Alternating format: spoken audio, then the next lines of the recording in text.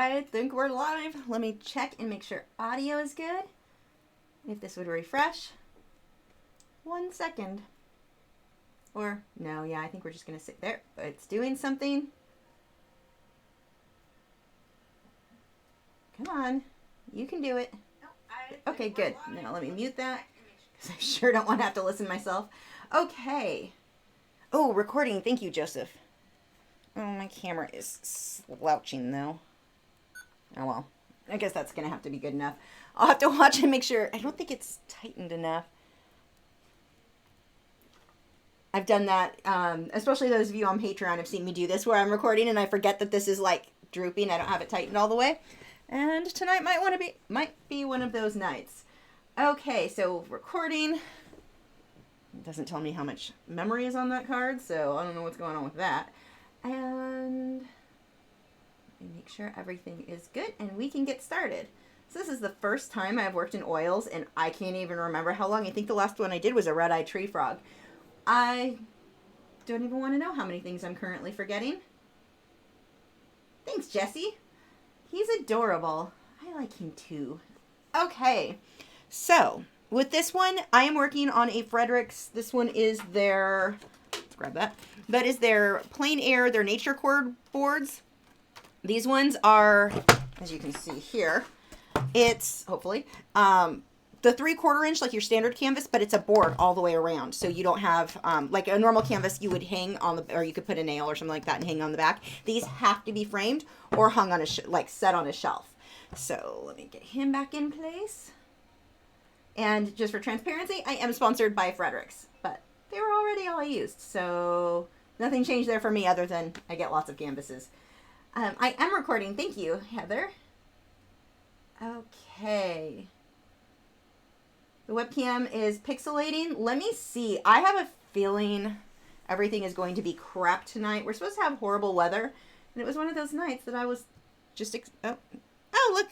My Fitbit said I hit 10,000 steps today. That was exciting. That doesn't happen often. No, I think it's just the white balance. I think once I start painting, this should be okay. Because I see what you're seeing where it's all pixelated, but it's just the white. The easel looks fine. It's a crappy webcam. Although... we just did our taxes, and I did not owe like I thought I was going to, and now I can go buy upgrades, so I'm going to be shopping. If you've got suggestions on webcams you like, let me know. I've got to upgrade my equipment, because it's not been doing so hot. Let's see.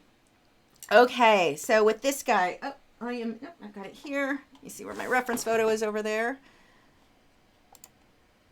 Now, normally when I start painting, I will start with the background and then work on the details. This time I'm going to go a little bit different because I want to be able to rest my hand, if I am doing the smaller details, on the clean canvas. So I'm going to start with the fish, and then his tail, everything is really out of focus around his face. So it'll be fine to start with the details this time. A little different than you're used to seeing me work.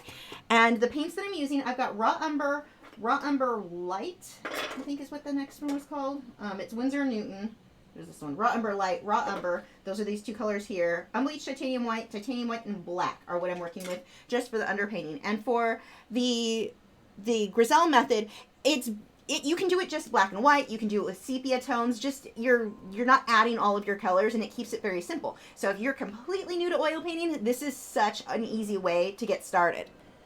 I keep looking out there like, is it raining? I don't think the storm's going to be as bad as they say it is. Hopefully it's not, but now I'm all paranoid because my mother-in-law keeps texting me about it, or she was earlier. So anyway, with this method, it is really, really an easy way to go. The trick with oil painting, and this is where a lot of people get discouraged, or they're kind of afraid to get started with it, is they think that it's going to be very hard, it's messy, things turn to mud. That happens when you're not letting it dry where you should be. As long as you're letting it dry in between layers, which will, if you go through any of my older videos, I think I have one linked in the video description, getting started with oil painting, knowing just to let it dry. So you start creating mud, stop, let it dry, come back the next day, and that'll keep you from making mud. Ford's Farm Studio says, gotcha, haven't watched on my computer in so long, wasn't sure. The storms in your area are supposed to be here Friday. We had tornadoes on Sunday. I like storms. Don't like tornadoes.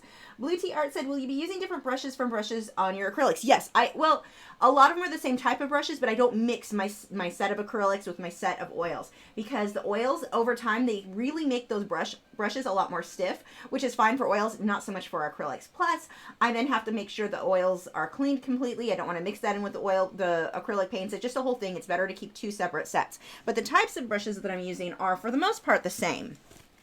And I have to figure out what I want to use tonight, because I don't really like the ones I have pulled out so far. I may have to grab some new ones. Yeah, it looks like I am... Oh, maybe I can use some of these little cheapy guys.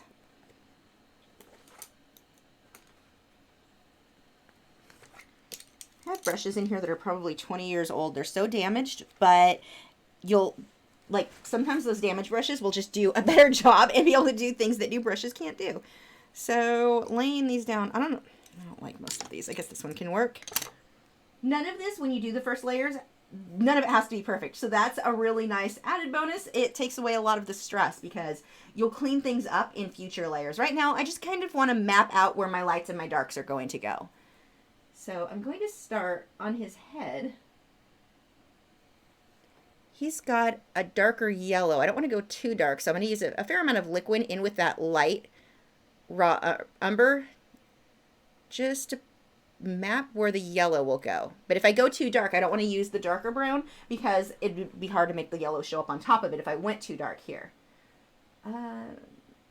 Let's see.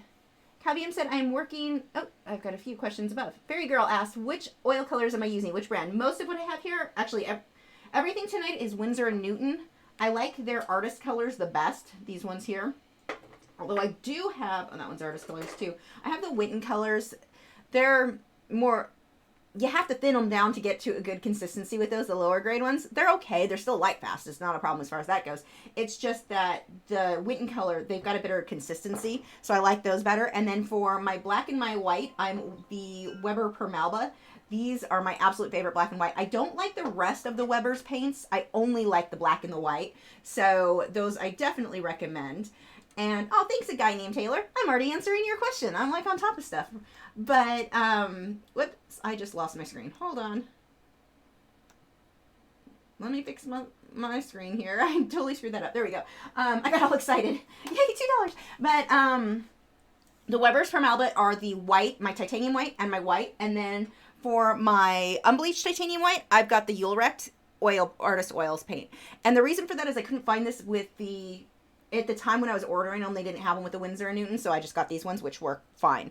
Mostly I go with Winsor & Newton, not because I feel like they're the best paint in the history of paint, but they're easy to get. All of the local art stores have them, and they are a quality paint. They're a good paint. I do want to work with the Grumbacher. I really like their paints. I want to work more with theirs, so I'll probably pick up a few more. I really like the consistency of all the Grumbachers that I've tried. So that's what I am working with tonight, though. Caviam said, I'm currently working on a 16 by 20 inch canvas. Acrylic hit a rough patch, but I can feel it's going to be another one of my favorites. Cool. Oops, scrolled too far.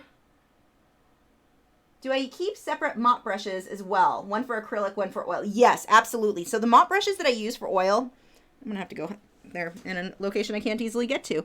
I should probably grab one of these. Hold on.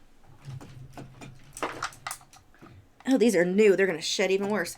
The mop brushes that I use for oils are these Royal soft grip brushes. These are the 1 inch mops. They're fairly inexpensive. They're only a few dollars on their website. The problem with these, they shed like crazy. I mean, with oil paints, you've got time to pick hairs out of the paint. It sucks, but you can do it.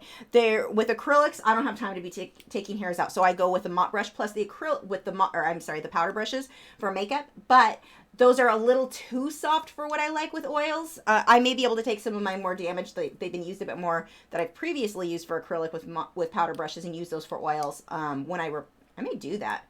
Because my brushes, I'm bad at cleaning them, so they tend to get a little bit more stiff over time, so those ones would probably work good for oils. But for tonight, these are the Royal Soft Grip, and no, I would never use the same in the set. Like, they're always separate, but it is different anyway than what I use for oils.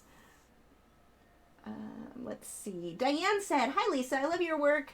Looking forward to this video. Oil seems so slow to me because of the drying time. So anxious to see how much you can get done tonight. My goal is just to block in the majority of the fish. If I weren't live streaming, I would have the whole underpainting done in, I'd say, maybe 2 hours. So, but because of the live stream and I start, like, I don't multitask well. I stopped getting what I'm supposed to be doing, and I stopped painting when I talk, so I probably won't get as much done as I would like. This is the area that starts to blur out, so I can just block that in. Let's see. Heather said, since you are sensitive to smells like I am, how do you deal with the smell of oil paints, thinners, etc.? I tried oil a long time ago, but I had breathing issues. So I use the main problem that I've had with oil paints is when people bring in terpenoids and different turpentines, like when I was teaching my classes. Those would close up my throat. Oh my gosh. And some of the natural ones were even worse. The ones with, what was it? Lavender oil. Oh my gosh, that was terrible. So the Mona Lisa odorless paint thinner that I use, I've never had any issues with. It's the same stuff I use for my colored pencils. And actually the reason I use them for my colored pencils is that I already had them from working with oil painting and I knew it didn't bother me. But that one or the Gamsol, I've never had problems with. I'm not saying you won't, but it's never been a problem for me. So those are fine. And then the smells of the oils, I love the smell of oil paint. They're not super, super strong. I mean, yes, they're semi-toxic, but I have the window open whenever possible when I'm painting, so it airs out in here a bit. But I've not had any issues, luckily. And I'm prone to headaches, so that's kind of a big deal that I don't think as long as you're not getting it all over your hands, that can be bad for you, depending on the brand of oil, because some of them still have lead in them. But I've not had problems. Barry Gold said, have I ever tried the Gamblin oil paints? If so, what do you think about their performance? Never used them before. Thinking about trying them. I have samples here and there of several, and I can't say for certain if I've tried them or not. The only reason that with them that I wouldn't have bought them is just because my local or Michael's or Hobby Lobby don't carry them. So I can get a lot of those at, Azel Art Supply. If you've got those, if you're in North Texas, I know they carry them. Otherwise, you have to order them online, and I just haven't really looked into them too much. So I don't have. If I have used them, it was probably with Smart Art Box, like a sample or small size. So I'm not certain there. So I apologize for my lack of knowledge on that one. Thanks, a guy named Taylor. He said, hello, curious if you ever used water-soluble oils. I had bought a bunch on accident years ago and decided I'd go ahead and do some paintings with them. And I quickly realized I wasn't a fan. I definitely prefer my usual oils. The texture, because you still have to use a mixing medium with them. You still have to, for me, it was like, why am I not just using my regular oils? So I personally preferred regular oils. And now I know that I've seen amazing artwork. Lori McNee is one who works with water-soluble oils. So I'm not saying they're not good. I'm saying that I prefer this. And the only reason I get all like careful about how I word that is people get really angry at me for not liking water-soluble oils. They just weren't my preference. So for me, I definitely prefer regular oils. But that's not to say you can't create amazing work with water-soluble. So if you are someone using water-soluble, don't jump all over me. It'll be okay. But yeah, those ones are not my favorite. When I used them, I actually ended up using them mixed in with my regular mixing medium. So that was my thing there. And then I found that they did not clean up with water at all, which I guess is one of the big selling points, or at least that's what people have told me. I don't know. Maybe I used my water wrong, but with soap and water, I just didn't find that they got as clean. I still ended up using my regular odorless mineral spirits to clean them up. So not my preference. I've just always loved regular oils. Let's see. Thank you, Christine Richardson. Very good. You guys are so sweet. Let's see. We have next from Tom Wait. Lisa, do you know of a charity that I can donate my art supplies to? Contact, what is it? Why can't I think of the name off the top of my head right now? Artists for Trauma. Artists for Trauma, I believe it is. If you look at any of my last Smart Art Box videos, I've got a link to their charity in the description.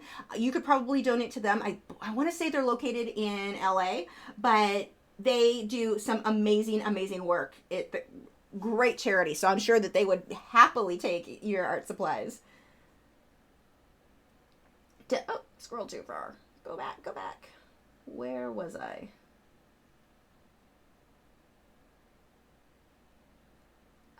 Desorian said, hey, is unbleached titanium white and buff titanium white the same? Have you had a hard time finding unbleached here, but that buff titanium is way easy to see or to find. Yeah, if it's, I mean, it's just that off-white. If it's cream, I'm not sure with the buff titanium. Maybe it's the same where you are. I don't know if I've seen that color or not, but it's just a cream color versus straight white. And as long, I mean, you can make, if you got regular titanium white, you can mix in like the light raw umber would work with it, just one of those tan colors. If I mixed white with this color here, that would still give me unbleached titanium white. So you don't have to have it. I just buy it because it's easier than mixing it constantly on my own. But any light kind of cream color, if you can get access to that, that will do the same thing.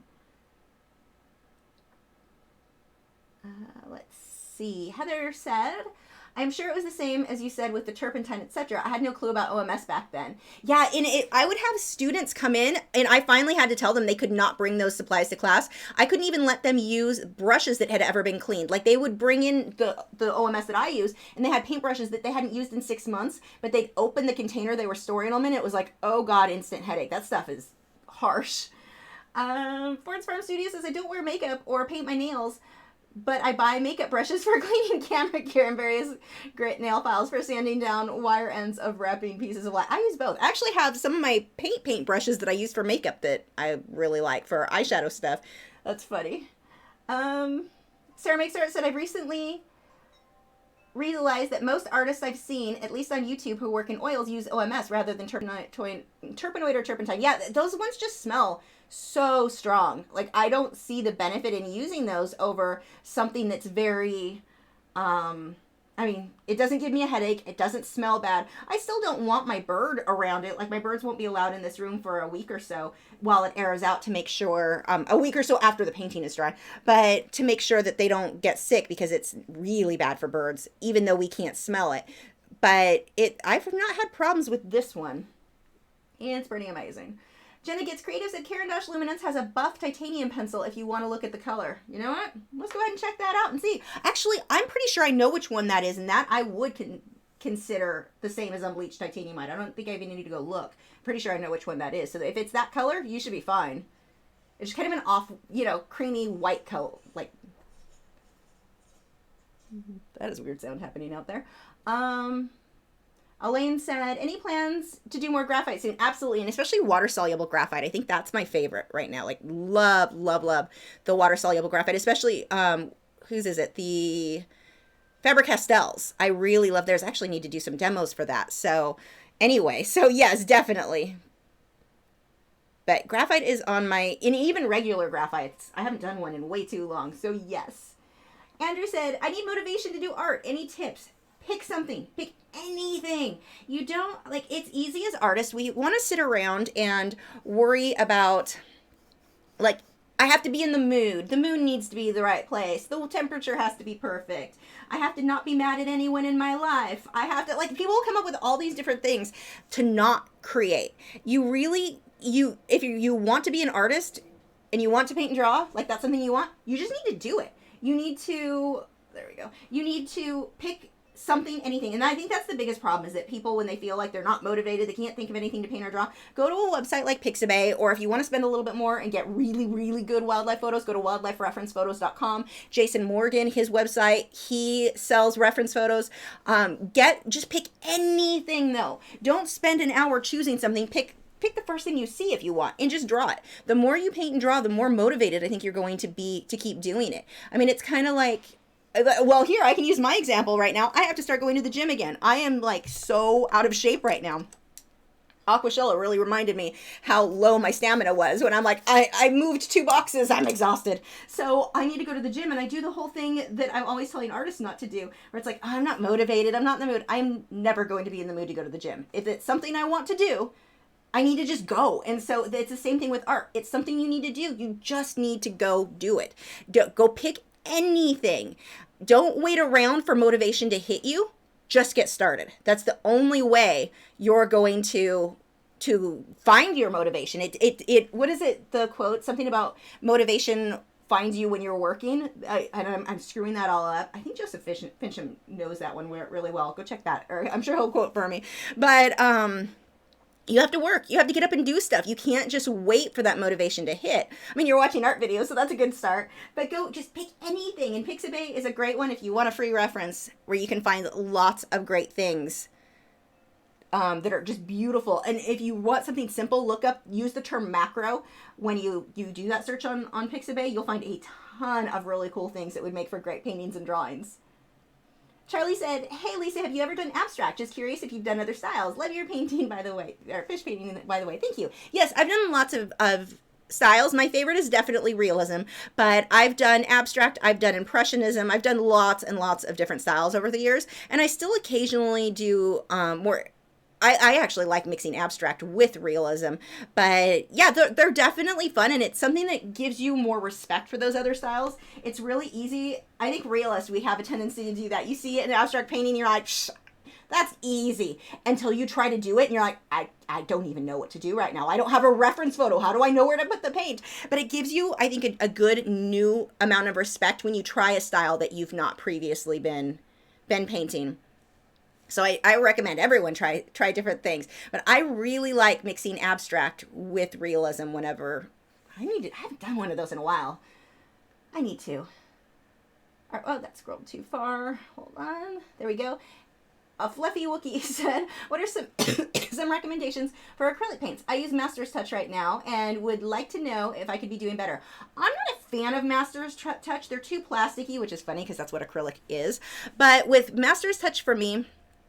they're too glossy, they're too shiny, and so where I use the white charcoal pencil when I draw out my subject or transfer paper, they don't show up very well. They don't stick, very well. I'm not a huge fan of it, and I don't like, myself anyway, I'm not a fan of generic art supplies because I don't trust like Michaels or Hobby Lobby or whoever's making the generics. I don't trust them to have done necessary testing for light fat. Like, I don't trust them to know what they're doing. They've not been doing it very long. They recently started doing it to increase their sales, but it's, or on art supplies, but I just don't trust them. But from actually using Master's Touch, I mean, it's okay. Use it if you have it, but it's not my favorite. I definitely, and this goes down to just the way that I paint. I really prefer my Liquitex Basics. They work so well for my techniques. And I have other brands. I have like the Liquitex Heavy Body, the Liquitex Soft Body paints. I still always go back to Liquitex Basics. They just work well for my techniques. So a lot of this, my opinion here, is just going to be personal preference in how I paint.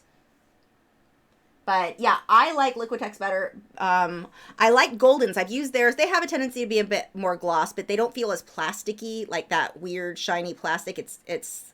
Yeah, just wasn't a huge fan of Master's Touch. But to be fair, I didn't spend a lot of time, like I didn't give them a real long chance. I just had students that had brought them to my class, and that was where I kind of got to play around with them. But I wasn't super impressed. And I don't feel like you're really saving much money over those with the Liquitex anyway. I know Michaels just a couple of weeks ago had their I think it was buy one, get one half off of Liquitex Basics. I bought a bunch then, and in that case, it's the same price as some of the generic ones. So if you watch for sales, you can get the better, or what I think are the better ones, for a decent price. Let's see. Fairy Girl said, Lisa, I was wondering, do you prefer oil primed or universal primed canvases when working with oils? Oil primed. At least with the Fredericks. I've not tried oil primed with other brands, but with Fredericks, absolutely, I prefer oil primed. The only reason that I'm not using that tonight is the size of the canvas. I really liked this size for this painting, or this photograph that I had taken. So that's why I'm not using oil primed. But if I have the oil primed in the right canvas, I like that one better. The paint just glides across it. It's so nice. The downside is I can only use it when I'm doing 100% oil paintings, which I don't do that often. Normally, I do a underpainting with acrylics, so I can't use the oil primed. And in that case, it's better for me most of the time just to pick up the universally primed so that I can use it either way. Jay said, art is a bit like music. You don't have to play Mozart every time you sit at the piano. Sometimes you just need to do etudes. It can be satisfying and useful. Absolutely. Can I do a review of the Strathmore Mixed Media 200 series? I should. I need to. I haven't reviewed paper in a while besides or trying for the first time the pan pastel, or pastel matte, sorry. I need to do some more of those, and especially on the more common, easy to get papers. I definitely was not a fan of Strathmore's colored pencil paper. So it'd have to be better than that, I would guess. Let's see. Joseph said, I spent the last week helping my aunt move. Everything hurts. Oh no. Maybe I'd say we're just getting older, but I'm pretty sure in my case, I'm so used to not moving. Like I go from the easel to my desk, and that's about it. So yeah, I definitely need to start working out. Lynn said, I thought you were sick of fish. I'm not sick of fish. I kind of got burnt out of painting them because I was doing it nonstop, but then it's my fish, so, you know, he needed to be painted. And I really wanted to paint him or do an oil painting, so it seemed perfect for this one. Let's see. Joseph said, and by helping, I mean I did all of it. She watched and made comments. That's probably why you're more sore. Sarah said, do you ever draw or over your painting with the charcoal pencil when you work in oils like you do with acrylics? No, because with oils, I pre-draw everything out with graphite because the graphite lines get mixed into the painting and I have time to paint around things. I don't layer with oils like I do with acrylics. As you can see, I paint my background separate from the fish. If I did this in acrylics, I would paint my whole background so that I could get it smooth. Oils dry slow enough, getting this smooth will not be a problem. So I don't layer the same way, so no. Okay. Let's see. I need to get some darker layers in here for... Actually, we'll hold off on the light. Let's get some of the darker bits. I don't know what brush I want to use for that. Let's switch to this guy. And throw some stuff on the floor, because why not? Now, I'm not worried about my values being exact right here, or at this point. I just want to have an idea of where the lights and darks go. And then when I start glazing color, I can make them darker if needed.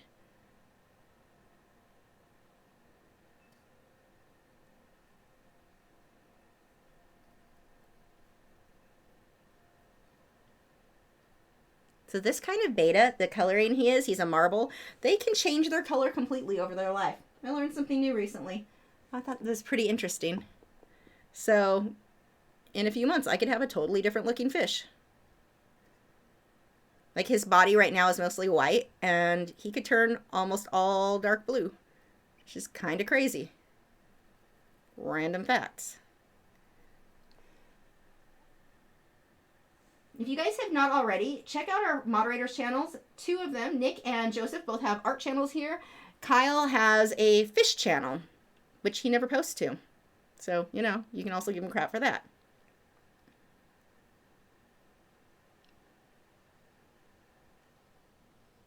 This guy's funny. It looks like he's wearing, I picked him because he looks like an emo kid to me or a goth kid with the heavy black eyeliner with blue eyeshadow and black lips. He's cute.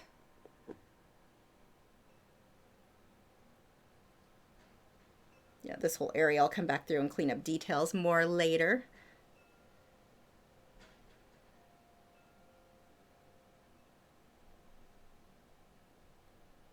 So this brush is a number 3 synthetic hog-haired liner. These ones I love. I was talking earlier, I'm not a huge fan of generic art supplies, except for brushes. Brushes, I like generics on a lot. I've had good results anyway with most of them that I get, but this one is the synthetic hog hair from Hobby Lobby. I always, whenever those go on sale, I go pick up a whole bunch of them. But the price is good, so if I damage them, I don't feel like, which I always do because I'm really bad about cleaning my brushes like I should, I don't feel like I wasted $20 on a brush if I suck at cleaning things, which I tend to with brushes. Crystal says, emo fish for the win. Fairy Girl said, I wish we could change our hair colors the way the fish was able to change his. Yeah, me too. Well, I guess we kind of do. As we get older, we'll go gray and white. So we get to change. I'm looking forward to my hair changing white. I'm really excited about that, actually.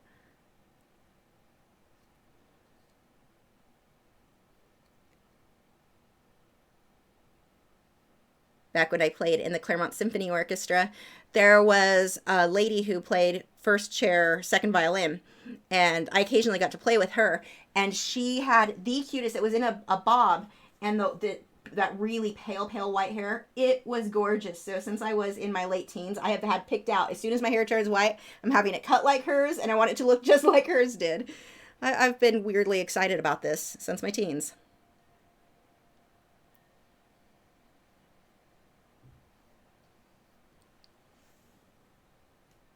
Fairy Girl said, really, I'd rather go to blue than white. I really want, yeah, no, I want white. But see, if it's white, how easy would it be to make it blue? I saw a lady when we went to dinner whose hair was, hers was more gray, but she was rainbow, like rainbow on top of it. It was really interesting. She had fun with hair color.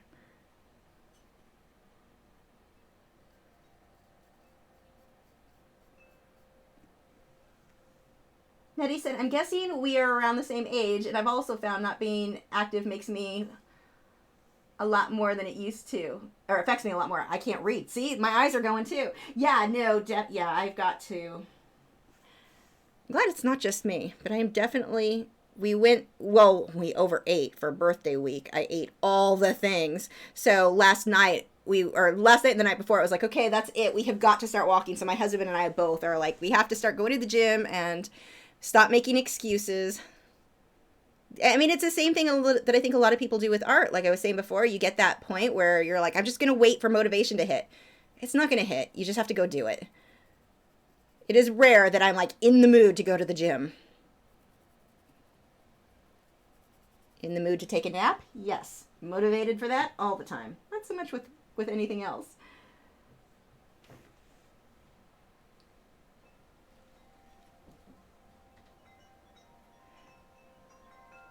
These guys are really cool because they're way easier to photograph than most fish, which I was surprised.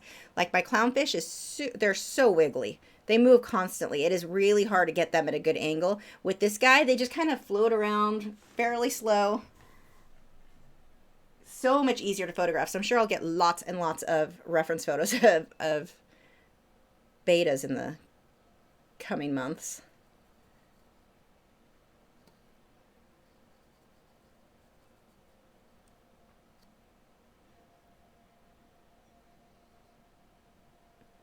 Just trying to pick out the larger areas where the dark is going to be, because it's really easy to just start losing your place.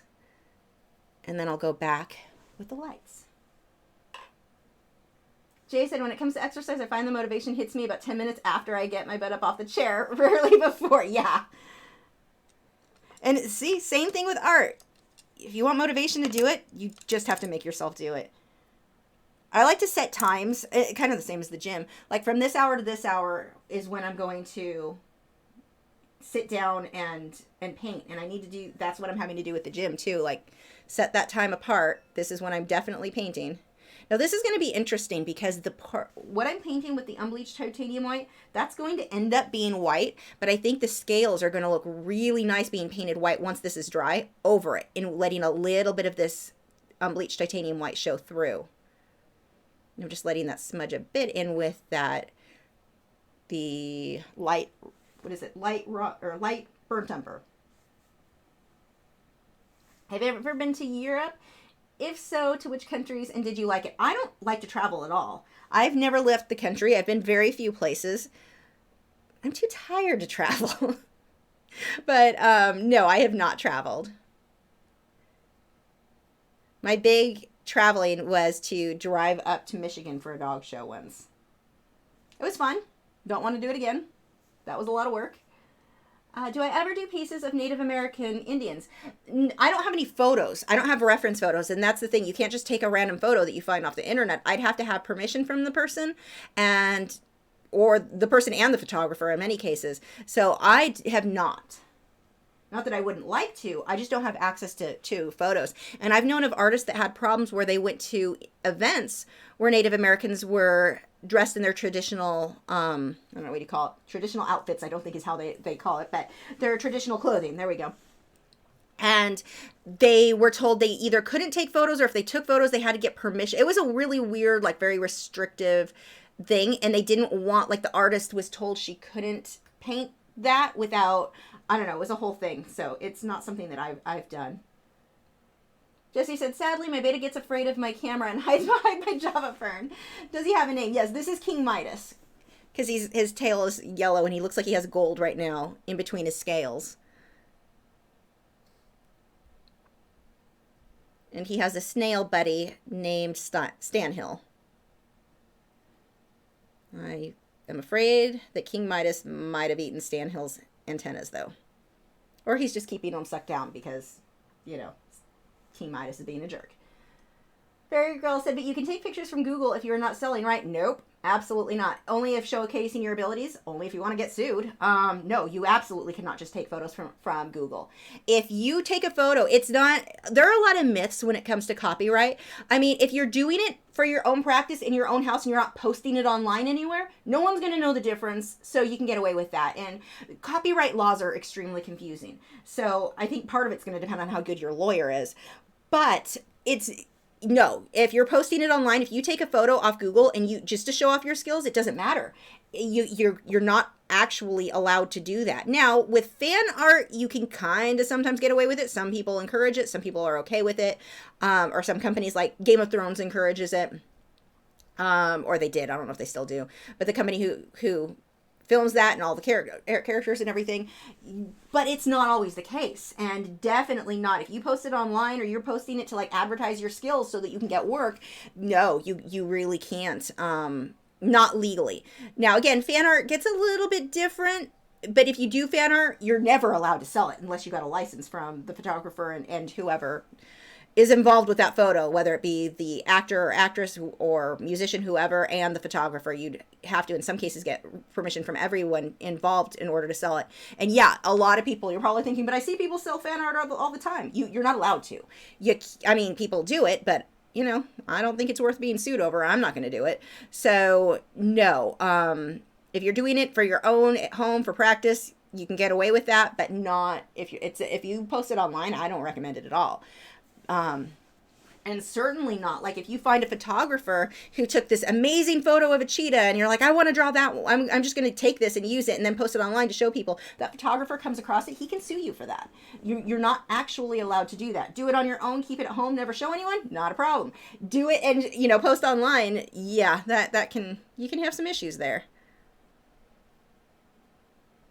And I mean, now you really don't need to just take random photos from Google anyway. You can get them from Pixabay. Now, unless, like I said, something like in the case of looking for Native Americans, I am probably not going to find much in the way of that on Pixabay. There may be some, I'm not sure.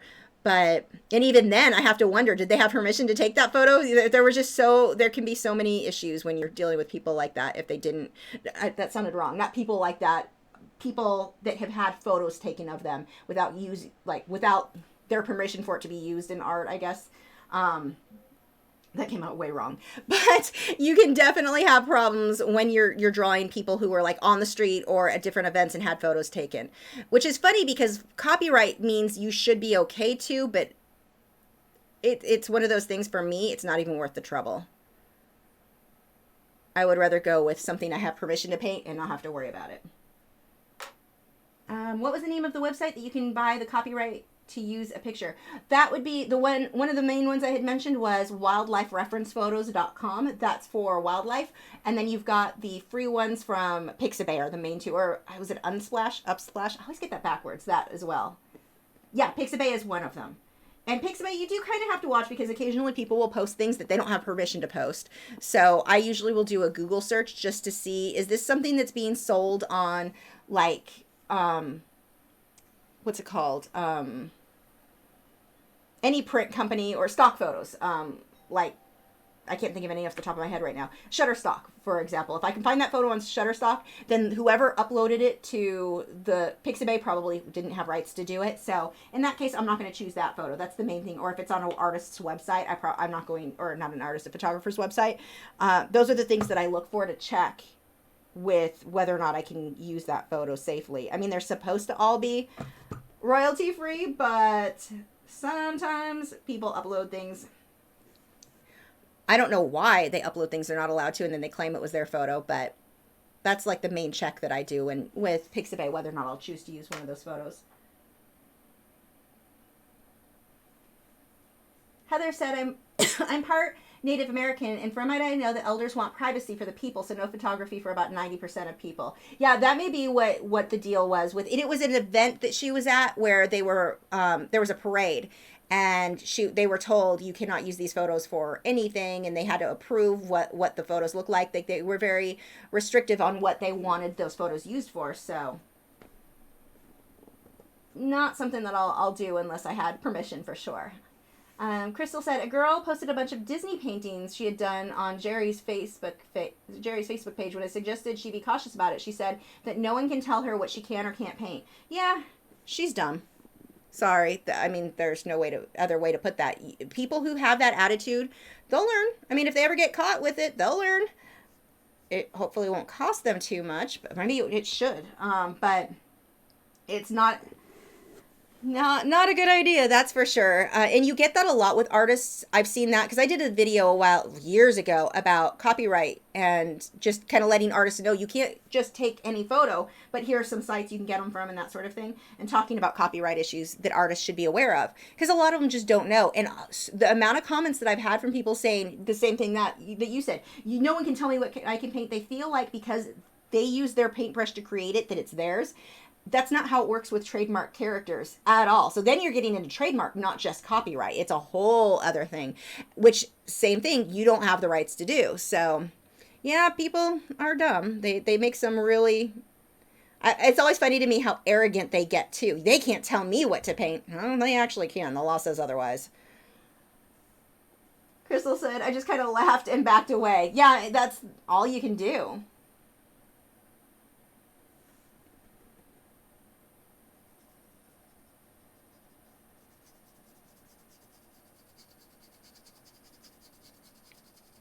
I'm just going to kind of scribble that in there really rough, and now I can come through and start adding my shadows. I'm going to use a similar brush. These are super cheap little generic ones. There's not even a generic name. It just says 7 on it, but they work, especially for these base layers. Rhea said, what background are you planning for this one? I love how you do backgrounds. I'm excited for this one too. This one's really basic. It's mostly just greens and yellows. It's the background of he's in a planted aquarium. It's just that blurred out. And this photo, I want to do another one where all of him is in focus and really detailed. But this one, his whole tail just he was only really in focus on about this much of his face. The rest of this is completely blurred, and I just love the way the light was catching with that. So that's what I'm going to keep with, since I want the tail to still stay out of focus. That means the background needs to be really out of focus. Have I tried using acrylics with slow drying medium? Yes, and I absolutely hate them. I am not a fan of slow drying medium at all. It makes the texture of the paint weird. If I need my acrylics to dry slower, I'm going to use my airbrush. That doesn't gunk up the paint. You don't get weird texture. I've never ever been happy with slow drying mediums with acrylics. I just paint fast, but I can slow things down by using the airbrush as needed and get better results than what I found with the slow drying mediums with acrylics. Now, the slow drying mediums with acrylics, I looked into what are artists creating with that, like, I'm sure artists are doing amazing work with it. I was never a fan of any, like, the artists who were using that stuff weren't creating work that I want mine to look like. It's not that they were bad, it just wasn't what I was going for. So it really didn't make sense for me to spend too much time playing with it. But the ones that when I had used it, not a fan at all. It really it changes the consistency of the paint, and I didn't like it. Fairy Girl said, and there, wait, nope. Scroll to, went too far, here we go. Yeah, Fairy Girl said, I think the laws are pretty fair. I mean, the photographers have the right to their creative work too. Exactly. And that's where people get like, oh, people are just being greedy. They just don't want you to use their stuff. And it's like, well, yeah, the amount of money. Have you looked at how expensive good cameras are? Like, of course most of them aren't going to just want you to steal their stuff. And the funny thing is, most photographers, if you contact them, tell them you're an artist and that you would love to paint one of their things, almost every photographer I've contacted, I've had a couple that just never responded. I've had one that said I could, but I could not sell or make prints of the original. And I had all the rest gave me complete permission to use their work. So, I mean, it's not that hard to contact a photographer and see if they'll let you use it. And like I said, a lot of them are happy for you to use their artwork, but it's their or the artwork, their photography, which I guess is artwork too. It's their There we go.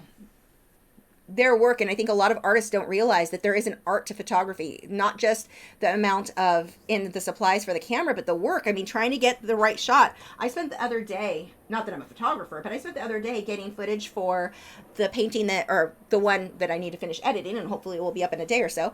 But I spent gosh, a good hour trying to get the right shot. I was trying to get a butterfly to land on a dandelion. I did not get that, but I did get a bee on a dandelion. But I mean, it takes time. It's not just, oh, they went and snapped a photo real quick. Sometimes it is, but most of the time it's extremely time consuming. And even if they're doing still life, the setting up, the still image, like there's a lot of work involved. And it drives me crazy how many artists have no respect for that. They think, oh, well, it's my painting. I can do what I want. It's their photograph. They put work into that photo. It wasn't just something that accidentally happened. Sometimes it is, usually not. So, yeah, I have a huge issue with people who don't have the respect that they should for the photographers. Oh, hold on. Where was I? Harry Girl said, and there's nothing hard about getting good lighting and a professional camera and getting your own reference photos. Well, it can be pricey, that's for sure, but you're right. And even with our cell phones now, most of them, the quality of the photos are so good on the cell phone. I've gotten reference photos on that, which normally, someone's dog is barking. That was not mine. But, oh my gosh, people need to learn to train their dogs. But, stop. So, yeah, you can use cheaper cameras now and still get decent things. And using natural lighting is usual, in my case, has been normally giving me the best results. So, yeah, we can definitely be getting our own, too. Melissa said, were you always great at painting, or were you crappy like me and got better over time? I was super crappy.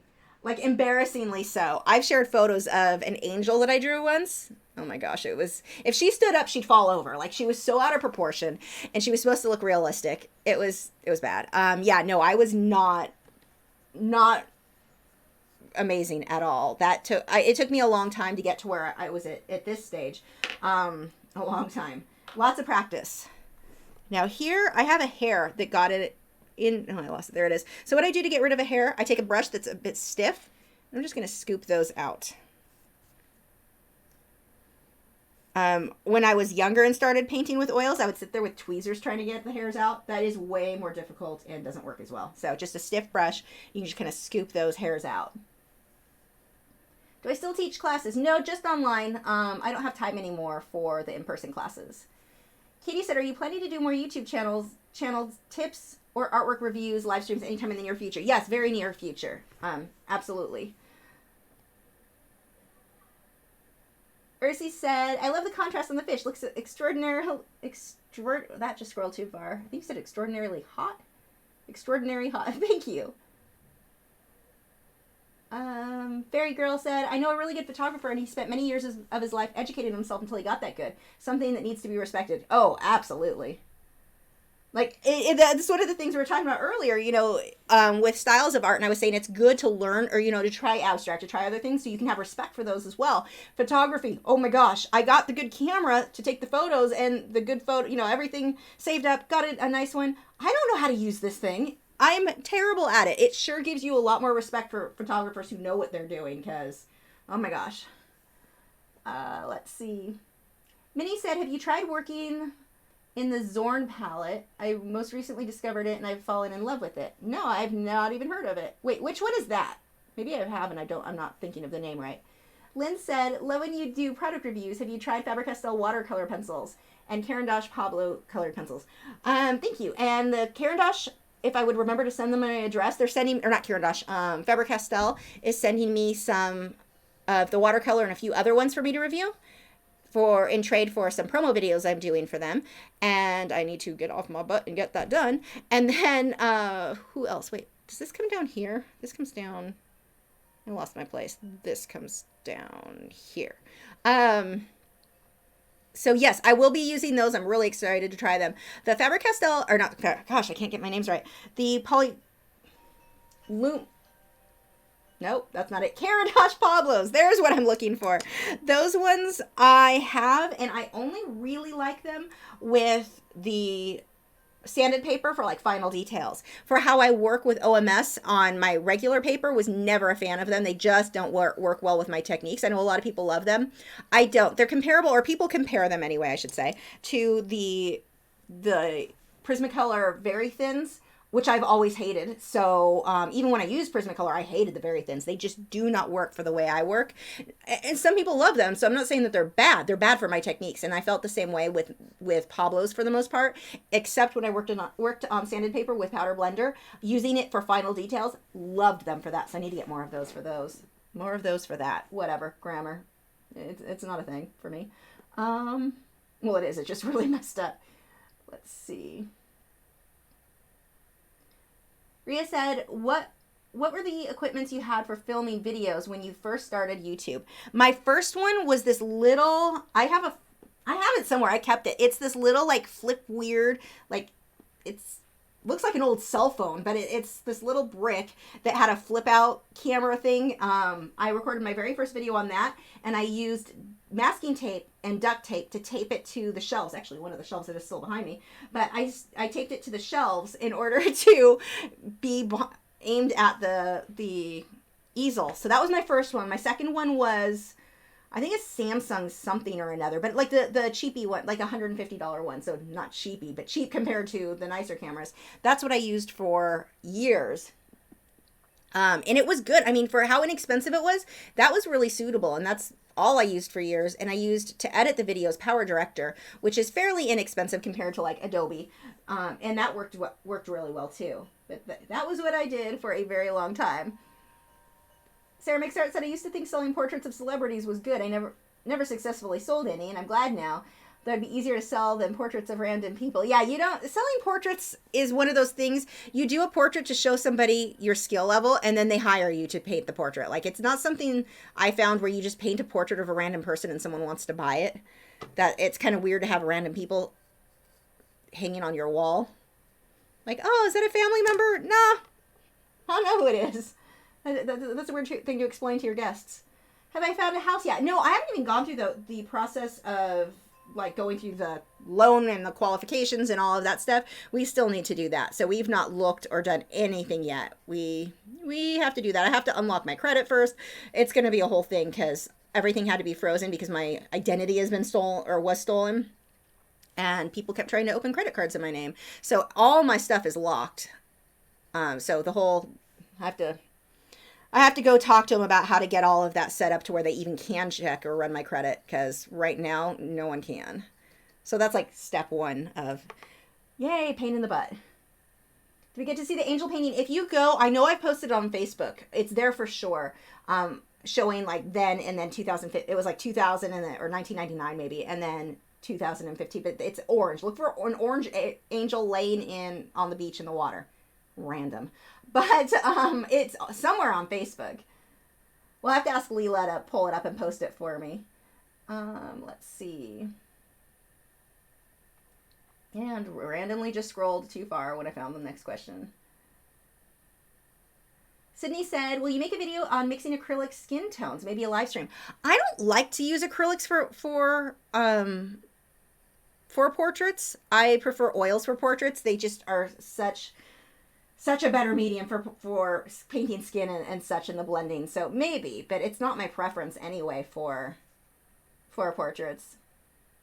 Diane said, trying to understand oils, your approach is to paint a background, let it dry overnight, and come back and do another layer the next night. How does that work? A layer each night? Well, the medium, the stuff that you're seeing in the middle, this is called liquid. It is a fast drying medium. So it's going to dry to the touch, because I'm doing this in light layers. This will dry to the touch by the next day, so it's ready for the next layer. If you were using like linseed oil or something like that, you're not going to be able to go the next day. You might have to wait sometimes a week to let it dry the next time. But yeah, I'll come back and do another layer and let it dry, come back, do another layer until I get it to look how I want. Ford's Farm Studio said, I've been asked to make photography tutorials, but I haven't yet. I'm afraid I'll get blamed for making people drain their wallets or on gear like you do for art supplies.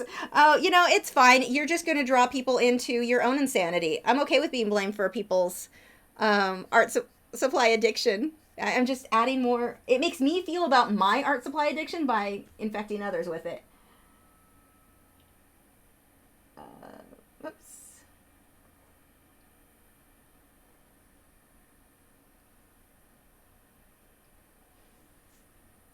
So see how messy this is? It's not really blended. None of it needs to be. I'm just mapping all this out. Don't even worry. Like, it's very like low stress.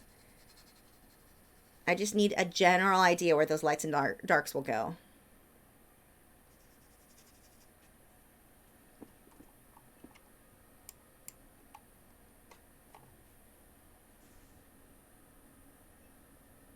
And I do recommend when you paint something with the Grisaille method, when you're making things like this, make your image that you're working off of in black and white. It'll make it way easier for you to judge your values. I forgot to do that tonight, so I'm going without, but it does really make a big difference in making that easier. Now, the paint board that I'm using, this one is a little bit more dry, and so I have to use a little bit more liquid than I might on like an oil primed canvas. There is a bit of a difference there when using oils on these.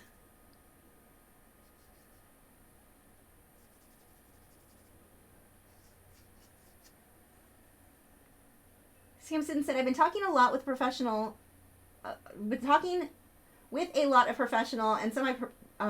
photographers of late, and some are getting wonderful shots from point and click cameras. Yeah, the point and clicks, the difference, like 5 years ago, I was telling people, no, don't use that to take photos of your art. Don't use it for whatever. Just use the DSLRs, which I still prefer, but oh my gosh, yeah, the point and click, some of these little ones, the quality has improved. I mean, even the cell phone quality, it's incredible the difference now. Isla says, what factors help you decide between using acrylics versus oil? What are pros and cons of each medium? Good question. Kind of long answer, though. So it largely depends on what I'm doing. In this case, here, I want this blurry, out of focus background. So much easier to do in oils. Now, you can do it in acrylics, especially if you're using an airbrush. But part of it, in my case, is just I haven't painted in oils in a while, and so I needed an oil painting tutorial, and this photo is just perfect with all the blurring. But sometimes it's that. So like portraits, I definitely prefer with oils just because blending skin tones is way, way, way easier with oils than it is with acrylics. It can be done in acrylics. I've seen amazing, amazing portraits in acrylics, but it is a lot more challenging. Now, on the flip side for me with acrylics, if I'm doing a lot of little detail, I don't have a dry time. I can just layer on top of layer. Like if I'm doing fish and coral, I almost always will go with acrylics in that case. I don't do a lot of marine life. I never have with oils because the dry time is too slow and it can be more work. You do a little bit of detail, you want to let it dry and do the next little bit of detail. That process is so slow in oils compared to acrylics. So that's the big thing. Oils take a lot longer to dry, so that's the negative, but sometimes that's also the positive. It just depends on what I'm doing there. Lots of detail, normally acrylics. Portraits, normally oils. Those are usually like normally what I'm going to go with. Sometimes I make exceptions to that, but those are generally it. If I want to do something really surreal where I'm going to do a lot of layering and changing my mind on things, I normally go with acrylics just because I can change my mind quickly without having to wait for it to dry and that whole process. The downside too with oils is that they do have an odor. So if you have a bird, you wouldn't want the bird in the room with them. I don't have my birds in my room when I'm painting with acrylics either, but it's definitely more toxic. So you have that. The cleanup is a bit more of a pain. You've got to use paint thinner if you're using regular oils like I am. And it's a two-step process for me to clean my brushes with oils. I use the paint thinner, and then once that kind of sets a little bit, or it's dried off on the brushes, because when they're fresh with paint thinner, it won't lather with my next step. The next step after they've dried a bit is to use my the old Masters. I don't know. There should be a link in the description, if not on my website. But so brush cleaner is my second step for it. So there's much more work when it comes to cleanup with oils. So there's one negative there. Let's see. I painted a man who owns a restaurant in my neighborhood, and I'd like to paint people I know who are in popular coffee shops and someone else who owns a jewelry store. That's a good idea. Whoops. Oh, not scroll too far. There we go. Fairy Girl said, I think it depends on how many details you need. I have a Nikon camera and a 300 for 3,000 USD because I needed to see every single little detail, but I wouldn't get that with my cell phone cameras. It depends on if your cell phone camera. Yeah, well, yeah. I guess if you're going a macro shot versus a not, but yeah, some of those cell phone ones are getting better. I still prefer, like, definitely prefer my DSLR, but I am impressed with how much these smaller point and shoots are catching up. You're not going to get certain types of lens effects and such without using, you know, with a point and shoot or with a phone camera, but they're getting closer. What other sites do I use for photos? I am trying to give information to wildlife. I am too young to give information to wildlife reference photos. Try Pixabay, or is it Unsplash or Upsplash? I can never get that right, but either of those two are good.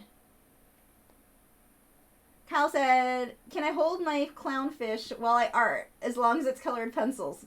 Yes, you can. Is that like the phone call video questions? What do I use to thin out the paint? The stuff in the middle is Liquin. It's by, is it Winsor & Newton? It's Winsor & Newton. But it's called Liquin, Liquin. And all the supplies that I'm using are linked in the video description. Or they should be, if I did my job right. Katie said, any tips for painting fur with oils? I'm new to them, and when I paint fur with oils, it just looks like a plushie. Should I save it for smooth subjects and use acrylic for fur? No, oils are great for painting fur and hair and all of those. But see how I'm doing here? Sections. Don't overblend. Like, this is overblended for fur. That's too fuzzy. That's not what you would want. Do a layer, block in your lights and your darks, your shadows, let it dry, come back with a liner brush and start defining those edges. The problem with oils, one of the big problems that people have is that they overblend. They make a couple of brush strokes, think, wow, that looks great, so more blending might look better, and they'll blend and blend and blend and blend, and now they've got this mush of, like you said, the plushy fur. It's over blending. So get that layer, let it dry, and then come back to it the next day and come back with a smaller brush and start working on your details. Don't feel like you have to blend everything. But it's a very common problem with oils, people just overdoing the blending aspect of it.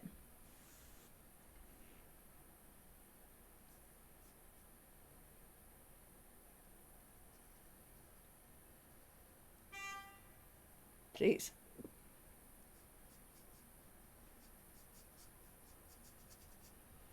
Can I use my Nikon to film my time-lapse videos? I don't have... Oh, I do have a Nikon. I don't use a Nikon. That is stored away. I use my DSLR is a Canon 6D. Took me a minute. The reason that I don't use those cameras to fill the time-lapse portions is that they have an auto shut-off after like 20 minutes or 10 minutes or something like that. They'll shut themselves off, and it's a whole weird thing with the, was it the FTC? The FCC? I don't know, the F someone. But they have a whole law with cameras can't stay on as long, like you have to use a camcorder, or it's a weird, look into it. It's really odd the way that the laws were set up so that cameras have to shut off after a certain amount of time. There was a theory that they would get too hot, which is not true. That's an absolute myth. So I don't know. Seems like some shady stuff going on there with whoever paid off somebody. But no, so I use a camcorder to record because I can leave it. It just stays on as long as I'm painting, and I'll paint for hours at a time. So the problem with, if I were to paint with my DSLR, use that after... Once I start painting, I'm going to forget to keep checking. So I can use it to record intros because those are short, but besides that, or like B-roll, but for something that the camera just needs to be on for hours, no, it's not really a good choice for me. Blue Tea Art said, any advice on cheap canvases for acrylics to practice? The Fredericks makes, and of course I'm going to be a fan of Fredericks, so, you know, you guys know I'm sponsored by them, but they have which is really, there's two things they have that I really like. One is their canvas pad. So it's cheap. It's a pad of, like a pad of paper, but with canvases. You just tape it onto a board and use that to paint. That's a very inexpensive way to go. And the other one is, they have a, what do they call it? The value series Fredericks has, and it's on cardboard. So not something I would sell. It's on cardboard. It's not the same as like an art board, but those are an inexpensive way. So those are probably the two cheapest ways that I really like. Fairy Girl said, I always get inspired while watching you paint. Nice. Yay.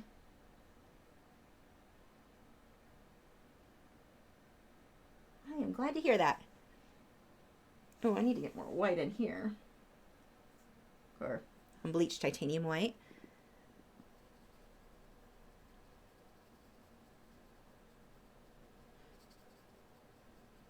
the first day of painting with oils, when I paint an underpainting like this is going to take me the longest amount of time. Every single day after a painting, once I have everything blocked in, I might only paint for half an hour to an hour before I need to stop and let it dry, but it's quick because I'm just glazing things and refining details.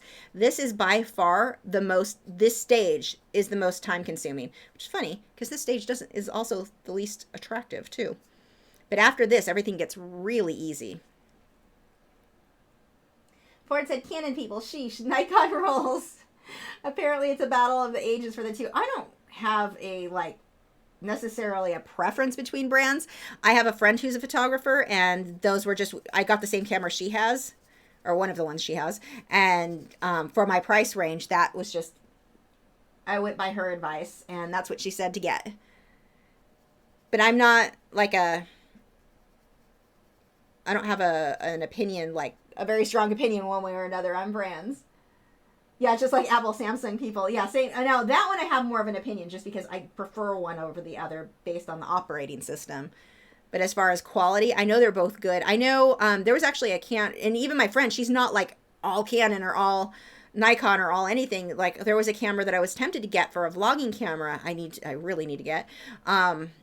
But there was one that I picked out and it was a Canon, and she said for that camera it was a mirrorless, and she said that specific one isn't amazing and has it's overpriced for the quality that you get with that one. So she's not even super use this one or that one based on brand. She's more on reputation of certain ones.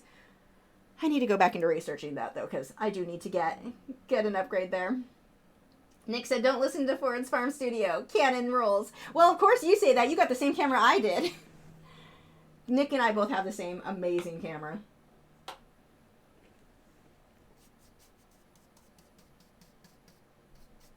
So what I'm doing, I'm taking a mop brush, and see how I'm blurring this? This whole area is going to be out of focus. Now, I don't want to overdo it, but I do want this to be very, very soft. I don't really want any details or harsh lines.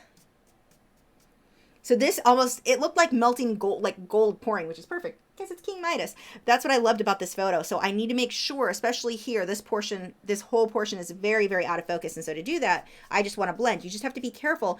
Don't, if I blend too much, if I keep blending and blending, I'm going to blend the brown all the way into the gold color. It's just going to be a one color. So you don't need to, just don't overdo the blending. That's, like I said before, the biggest problem that people have with oils is over blending. Curtis says Nikon is definitely better. I definitely don't have enough of an opinion on all of that. They get me started on Samsung and Apple.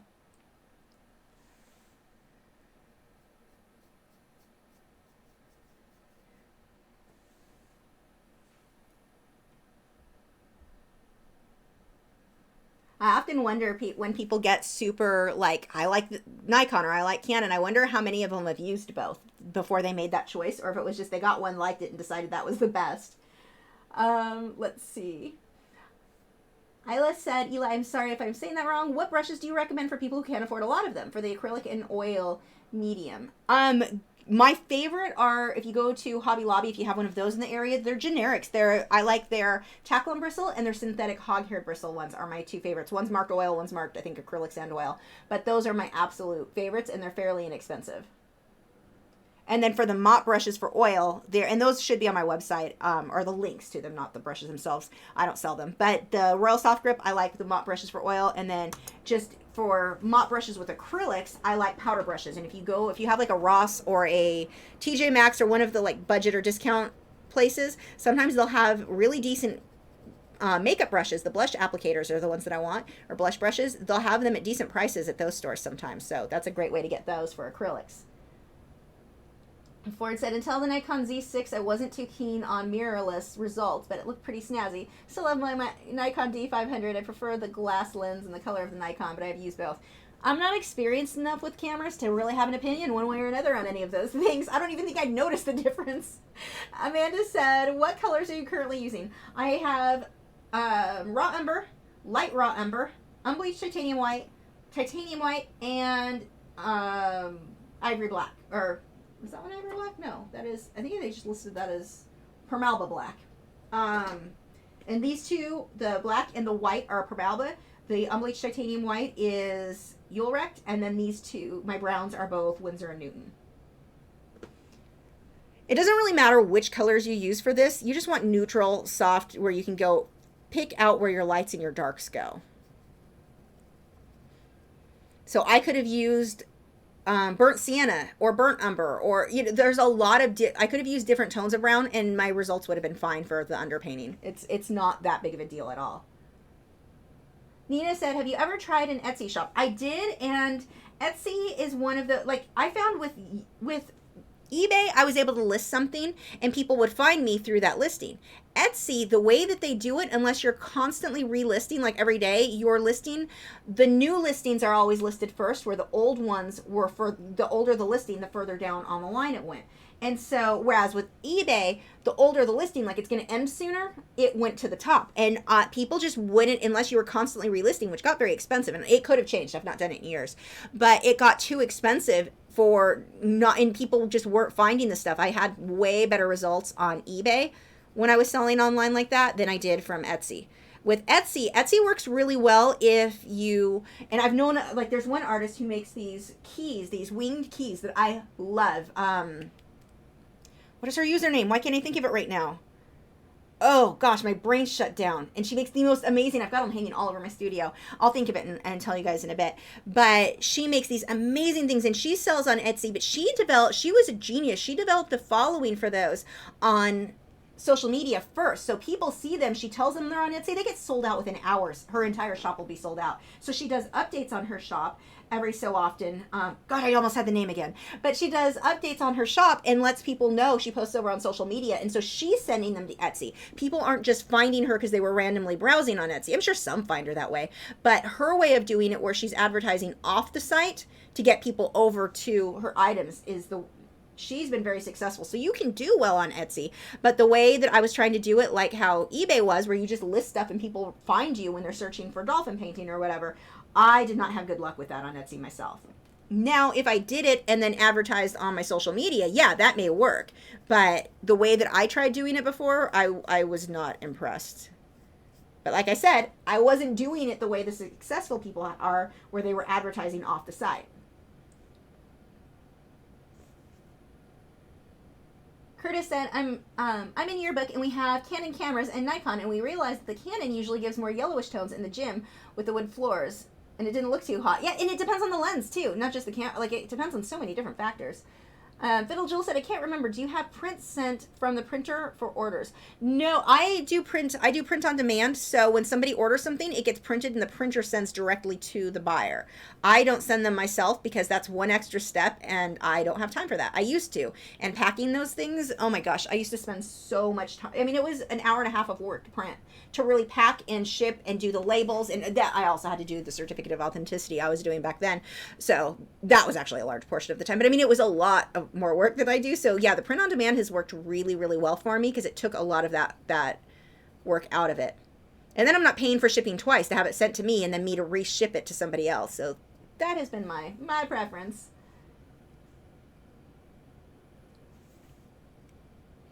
Oh my gosh, Nick, please don't start pointing out faces that I'm never going to unsee. Once you see it, you can never unsee things. I forget what you guys saw. What painting was it that you guys saw something on? I didn't see it until I did, and then I couldn't unsee it.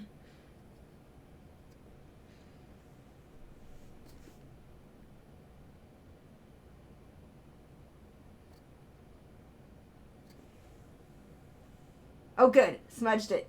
Yes. Otherwise, I'd have to go find it and then smudge it.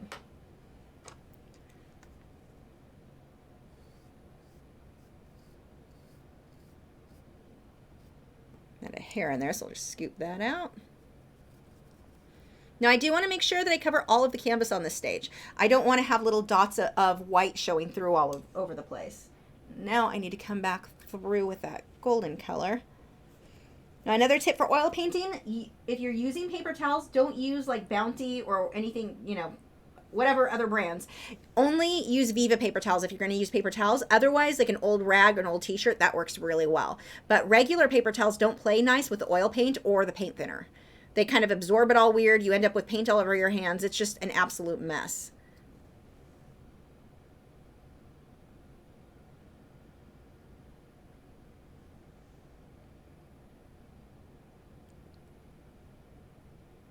Okay, I lost my place. I think this one comes back here. This needs to be more blotchy.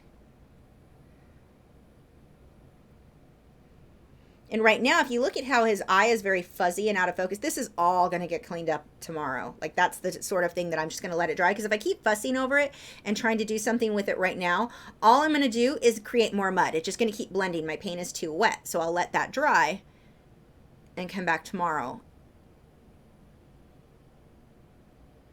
So this storm they built up so big is apparently not really a thing. It's not even raining right now. Which I guess is better than it actually being as bad as they predicted. So I shouldn't complain.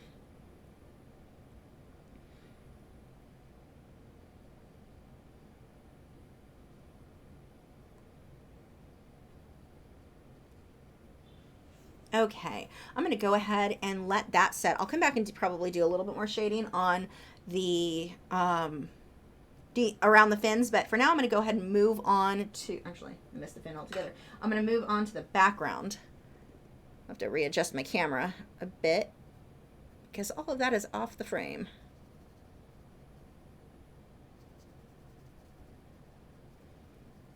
So a lot of what I'm doing here is just smudging the paint that's already on the canvas.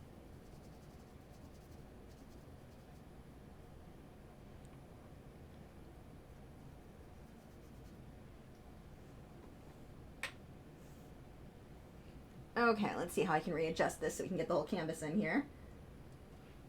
Let's see, a couple of questions.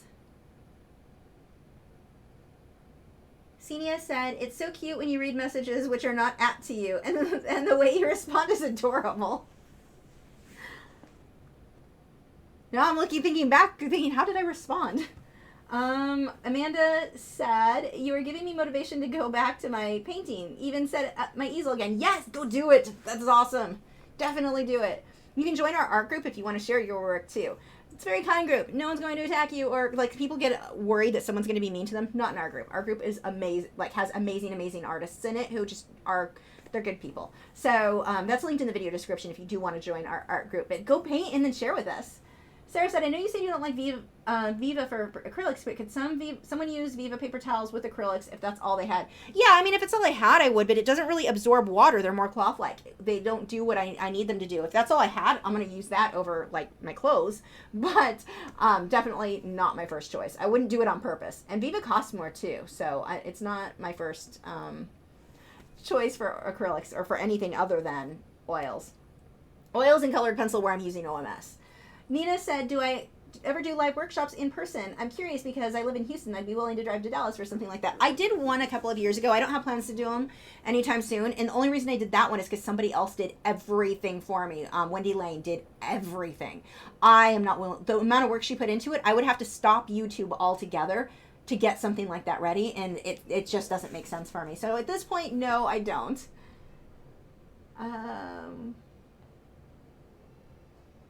So with his fins, he's got their right in, they kind of blend in. A lot of that is out of focus. So yeah, you're not going to see a lot of the details with some of these fins. Okay, let me see if I can get this. Blue shop towels are a good alternative to Viva paper towels. Yeah, shop towels, those work fine too. Okay, let me readjust. Let me see if I'm just zoomed in. I may be able to do this. I don't think this is going to work, but let's find out. Whoops. Maybe I should click the right button. That'd be amazing. It's also very unlikely. Come on. Okay.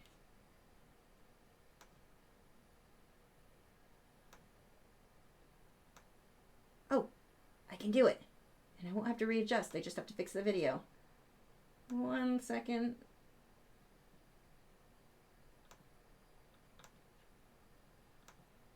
Yay!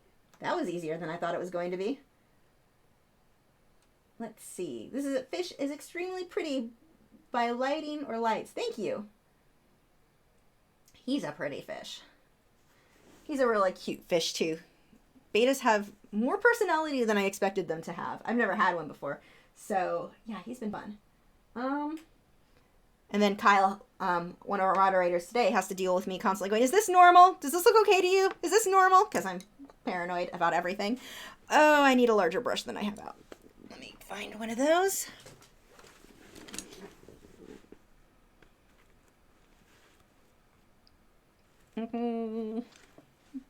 Guess that'll work.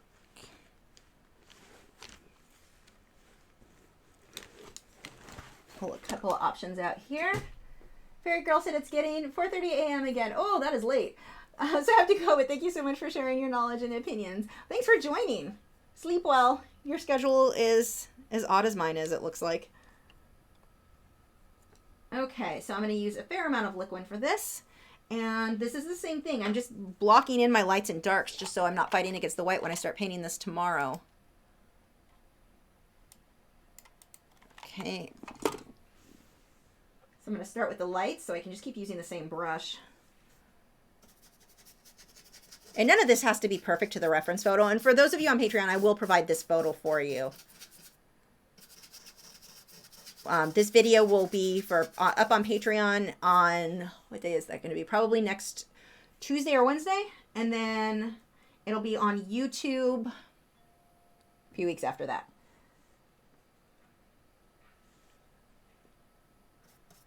So I can just loosely, this part goes pretty quick. The only thing I have to be careful around are my edges around the fish. But the background itself, I don't need any of this to be perfect or even exact, like to anything. I can put lights where the dark should be. None of it really matters right now. I'll balance all of that out once I start going on and glazing color. I don't think I've ever painted oil on one of these canvases, this type of canvas before. This will be interesting to see how it looks when it's all dry. Title Gardens, hi! Okay, if you guys have not checked out Title Gardens, this is Than. He has the coolest, like, the quality of his videos here on YouTube are incredible. He does videos on corals and fish keeping, and oh my gosh, they're amazing.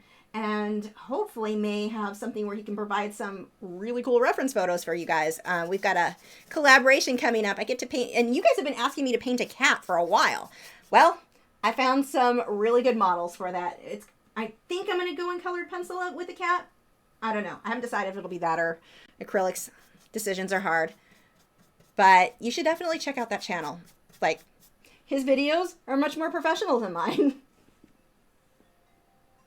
Crystal said, my Gam used to have a beta named Frank. He used to follow her around the room when she'd go to a specific spot when she tapped on certain corners of the shelf. Yeah, these guys are really, really funny. Like, I've always had saltwater. Well, not always. I've been out of saltwater until more recently again. But the only fish I'd ever had before were saltwater. So I was really surprised to see. My main reason I got the beta is I wanted a planted tank. Like, really wanted a planted. I love plants. So I thought, what a perfect combination. And now that I have him, they're characters. He likes to lay on the moss balls on the bottom of his tank and just drape over them like he's dead to give me a heart attack. He's fine. He just likes to scare me.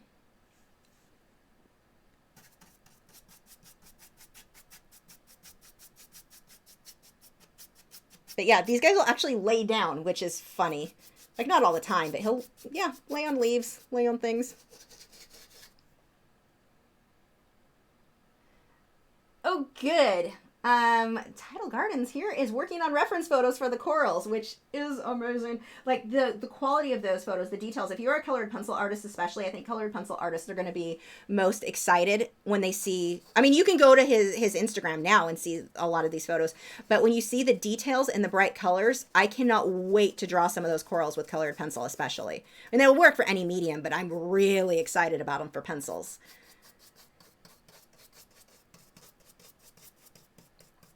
Like, and it's cool because when you zoom in on a lot of these corals, it looks like an abstract, but it's not. So you get to do abstract work with a reference photo, which is kind of amazing and unusual for colored pencil, that's for sure. So it'll be a really cool way to get in that sort of, that style, yet still have photos to work off of. And you said, have you thought of getting, oh, I don't know if you're asking me. Maybe. I'm going to answer anyway, just in case, because it's not highlighted. But have I thought of getting dwarf frogs? They're the cutest. I think you're talking to somebody else, so I'm probably just butting into somebody else's conversation. We went to a reptile store yesterday because my husband really wants a snake, so he's been doing all his research. It'll be like a year before we have room where he can get one. But he wanted to go back to the reptile store and talk to him some more and get more information. But we were walking around there, and I'm looking at the red-eyed tree frogs again. I can't wait for. I want a vivarium with red-eyed tree frogs, but they had a bunch of the dart frogs. They had some really cute ones.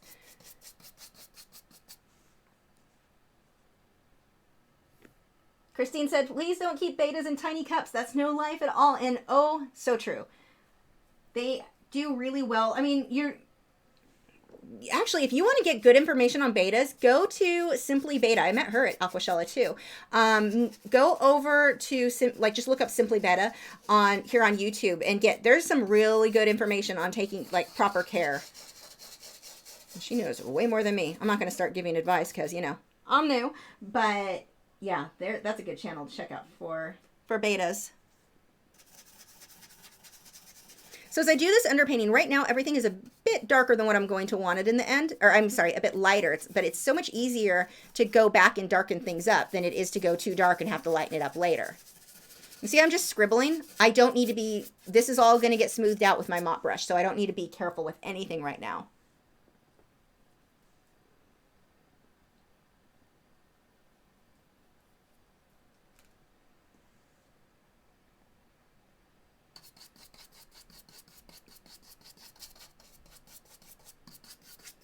So now that this is in, I can come back through with the darks, and all I'm going to have to do is take my paintbrush, take the paper towel, and now I do have some unbleached titanium white, so I don't want to just jump straight into my dark brown or I'm going to get kind of a weird grayish color. So I'm just going to take my paper towel and wipe that paint right off the brush. And I can now, I don't even have to go into the paint thinner. I've not had to use paint thinner once today, even with changing colors. Now I can go ahead and grab my darker color without having to wash things. And I'm lazy, so if there's a way I can simplify things and skip a step, I'm definitely going to take it. Ford's Farm said, is a snake a good idea with other critters like your birds? Not just the possibility of getting out, but how the birds would handle that. They won't be near each other, and that's one thing we're going to really have to research. That was a big thing with me, is you need to make sure whatever enclosure we have is not even remotely possible for that guy to get out. So we're not, he can't, my husband is not going to be able to cheap out on that at all. But no, they won't be in the same room anyway. But even then, it's like because I've had plenty of friends that had snakes that would get out on a regular basis, and it's like you need to figure out a way that can never happen.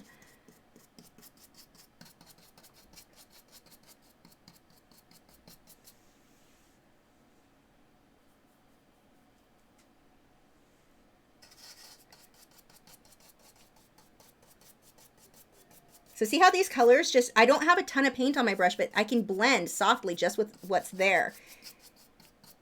This is one of the big bonuses between, comparing acrylics to oil. This is way easier to do with oils to get this kind of blending than it is with acrylics. As long as you don't overblend. If you go and just blend and make a hot mess of just over blending, that makes oils more hard. Thanks, Kyle. Jesse said, people always ask me, your beta looks sick. And I'm like, no, he's just socially awkward.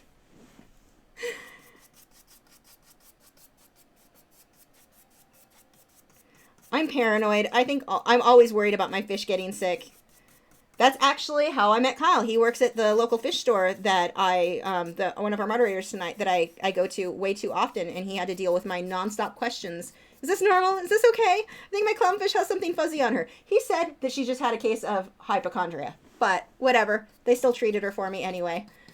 Yeah, I'm one who thinks everything looks sick and am worried about all the things. So I need someone sane to be like, no, it's fine. Leave it alone. Nick says, Lisa's new house will have a room for a kennel, vivarium, and aquarium, a greenhouse. Well, yeah, yes, obviously. The main living room, I'm thinking like a 65 to 73 gallon, something like that, with for a bigger saltwater tank. And then I want a bigger tank that my current clownfishes are in. I want to put them in a dedicated anemone tank, I'm thinking a 30-gallon cube would be cool. And then the vivarium, which will be fairly large for the tree frogs. My husband wants his snake. Then, of course, we have the birds.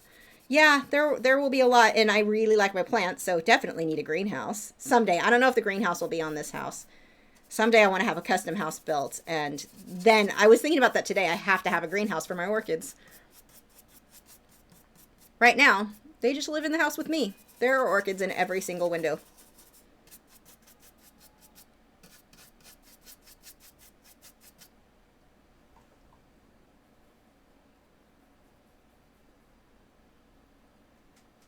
You know, if I turn it into a full zoo, I could just charge people to come visit. Maybe that would pay for building said zoo.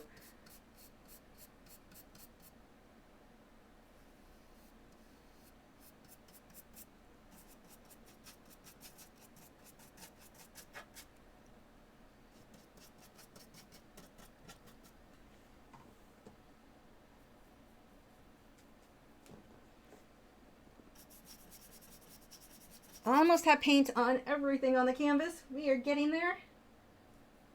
And so this, what I end up with today, is not going to be pretty. That's normal. Don't get discouraged when your painting hits these ugly stages. And it's especially hard, I think, with oil paints, because with acrylics, I hit an ugly stage. I can keep painting till it looks good. I just dry it with a hairdryer and move on. You can't do that with oils. They're flammable. Don't take a hairdryer to your oils. It won't work anyway. But you want to... Don't get frustrated. Don't beat yourself up if you're like, this looks terrible. I just need to start over. No, just let it dry and come back. Also, this looks super yellow on the camera. Mine's not that yellow. Mine's more of a yellow, like soft yellow ochre look. I just noticed how yellow those yellows looked. Now that's weird, but whatever. Ford's friend said there's a place for sale just down the road. And there's a fishery down the road, too, with a variety of fancy fish if you ever want to move to the snow belt. See, I was with you till you used the word snow. I don't think I could handle snow well. I don't know. We've talked, considered, was it Idaho, I think, was one of the areas we had talked about. I'm like, I don't know if I could handle the snow, though. Tennessee was another area we had talked about. I mean, right now we'll stay in Texas, but eventually...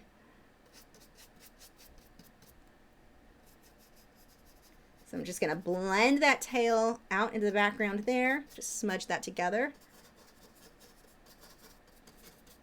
I can't wait to put the greens on this because most of this background, I don't do a lot where the whole background is green like this. This is going to be fun.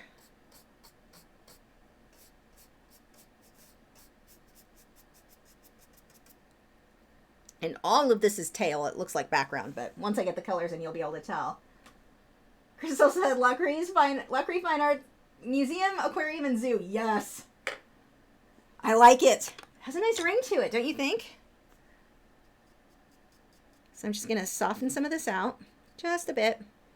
And now I'm going to work in here. Now, when I work with the mop brush, I want to make sure to do my light areas first before I blend my dark areas. If I blend the dark and then come over here, I'm going to drag that brown from the paint on, or paintbrush right onto the light areas. So I'm going to start with my light areas, blend a little there, and then do the same thing. Go blend the light areas over here. So you can see, even see there, I was starting to drag the brown into it. So get the light areas first, and then once those are mostly blended, I can start working into the dark.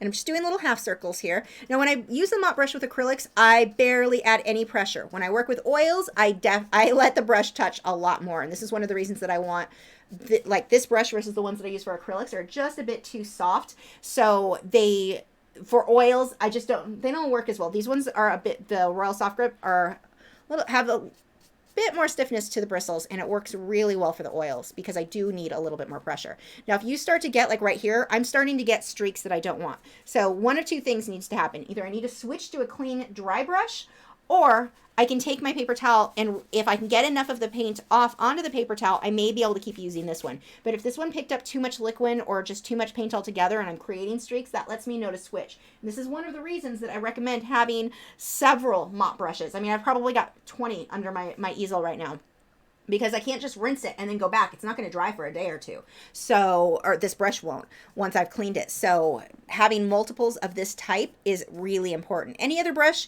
you don't really need multiples of so much, but this, your mop brush, you absolutely do.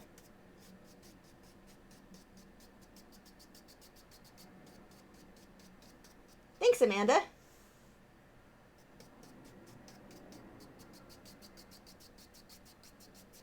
So see, I'm working the brush back and forth in every direction to get rid of my brush strokes. Set this on the edge of the easel there to make sure I get paint all the way down.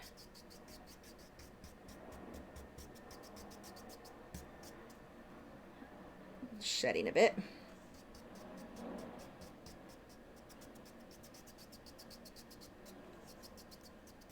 I'm just going back over. Now I am again starting to create, and you'll be able to tell here how much that paint starts rubbing off onto the paper towel. That is way too much. I'm creating, and you can see where well, I don't know if you can see on the camera, but my bristles are starting to clump together, and so it's creating brush strokes. So I'm going to put that one to the side and grab a clean one. That was probably the one I threw on the floor earlier. And whenever I grab these, because they do shed so much, I always pull out as much as I can get first. They'll shed no matter what, but if I can get more of it out, that's ideal. Would I ever go paint outside now that it's going to be warmer? Maybe paint some scenery. I need to. We have a really pretty trail not far from me. I need to go out there and, yes. I don't typically like painting outside because bugs, so, and wind blowing and all of that. But I did paint, when I did the video for the Derwent Inktense travel pans, those, I had so much fun, like so much fun sitting out there painting. So I definitely want to do that again with those. Okay, time to pick out hairs. You want to make sure you get those hairs out before it dries, because once it dries in there, they don't come out so easy.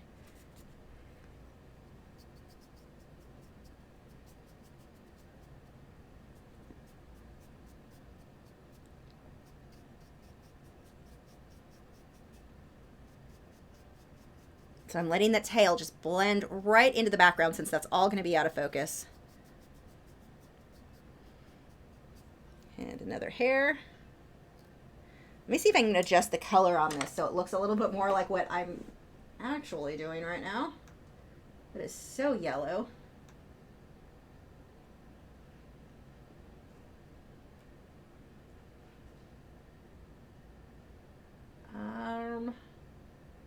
Maybe, is the color saturation too high? Yep, I think that is the problem. That is more like what it looks like. There we go. That makes a big difference.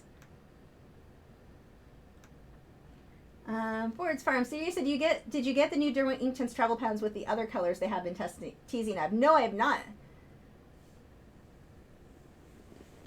Aw, thank you. I'm glad you guys like this guy. He's going, like, seriously, once I get the color in him, I'm so excited. I love this photo of him.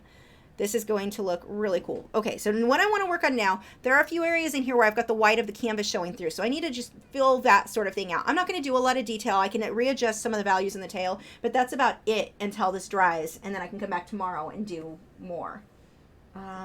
Let's grab some of what I need to do. I can just take one of the other brushes and smudge the background into it. I don't have to actually apply paint. I can just smudge it in since all of that's still wet. But some of these areas I'll need to use a small brush for and actually apply paint.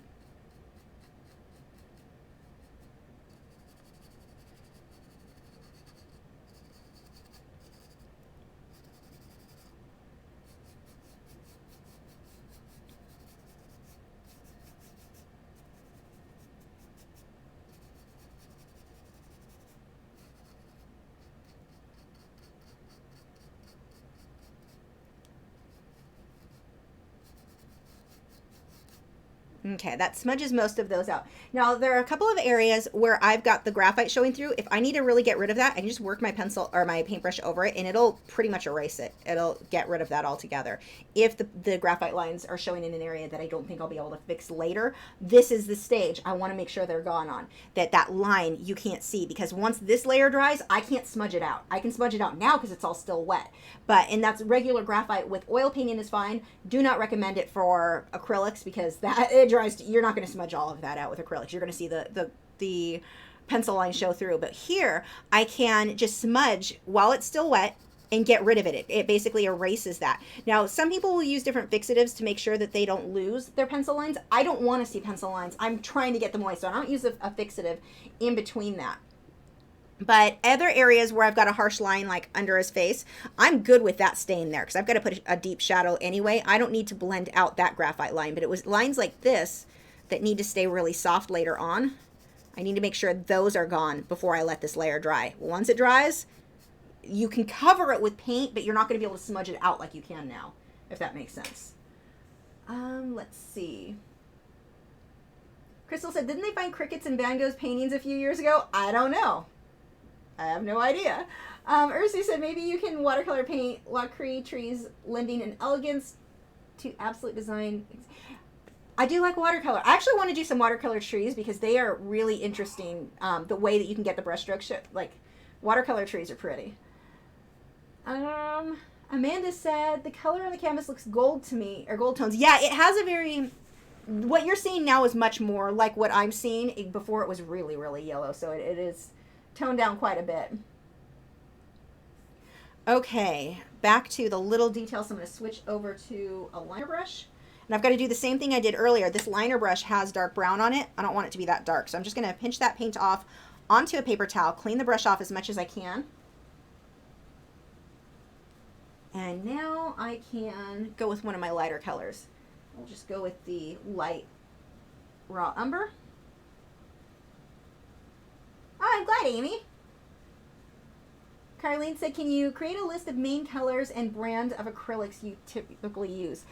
Well, for acrylics, that if you go to my website under acrylic painting supplies, I think I've got all of that there. If you go to lachri.com and then to art supplies, just go down to acrylics. It should all be there. The main colors, it's almost all Liquitex basics, and the main colors, I'm pretty sure I have listed as well. If not, I mean, any colors, that's going to be personal preference anyway. So one of the things right now for finer details, I can't rest my hand on the canvas, but I can use a maul stick. Let me see if I can get to mine easily. Oh no, that is way behind the easel. I am not climbing back there right now. I'll get it later, but you can use a stick that you balance. In my case, I like to balance it on the easel, not on a wet painting, but I can rest my hand on it to get a steady hand. And if you just look up maul stick on like Amazon, I think is where I got mine. They're really inexpensive. You could use an old broom handle if you want, anything like that, so that you can rest it against. I like I said, rest it against the easel. Some people rest it against the canvas, but my canvas is all wet, so that wouldn't be possible. But it'll keep your hand more steady as you're working on finer details when the paint is all wet. Oops, that is a hot mess. Let me grab a clean brush and just smudge that out. That was not supposed to be that dark. There we go, much better. I had a bit too much paint thinner, or not paint thinner, liquid, and so it made a mess with that brush stroke. And that's one of the things you guys want to keep in mind when you're painting. There's nothing you can do you can't fix. I mean, besides putting a hole in the canvas. You can fix anything. Let it dry, put another layer over it, or wipe an area off if you need to, but don't get frustrated and give up. You can and don't be intimidated by things. You can fix stuff. It is you just need to learn how to fix them, but it's an important lesson to know how to do. Carlene said, I'll go and check that out. Thank you. Yeah, hopefully I think I've got the colors listed there. I should. But like I said, with colors, it really is personal preference on a lot of that. But, you know, the typical titanium white, Mars black, all of that. Oops, that's not what I want. Should be there. So as I'm working right now, I have a fair amount of liquid on the canvas for my initial layers. I need to start, while this is still wet, use less and less liquid because it's already going to mix what's there and it just gets too watery. And that's what right now I just realized I was doing that very thing. So I'm going to wipe the liquid off my brush and use thicker just paint without quite so much liquid because it's going to mix in with what's already there. And there's too much liquid in there. As I add more paint, it's not going to stick. And when you get to that point, I mean, this really is pretty much the stage where I generally will stop and let it dry because it isn't going to stick or do a whole lot. Sometimes you can give it an hour or two and it'll get tacky enough you can keep painting a bit, but you do want to watch if the paint is not sticking when you make a brush stroke. That's a pretty good indication that it's time for you to stop for the day. JVC13R said, I'm too lazy to buy the maul stick, so I use an old curtain rod that broke years ago. You know what? That works.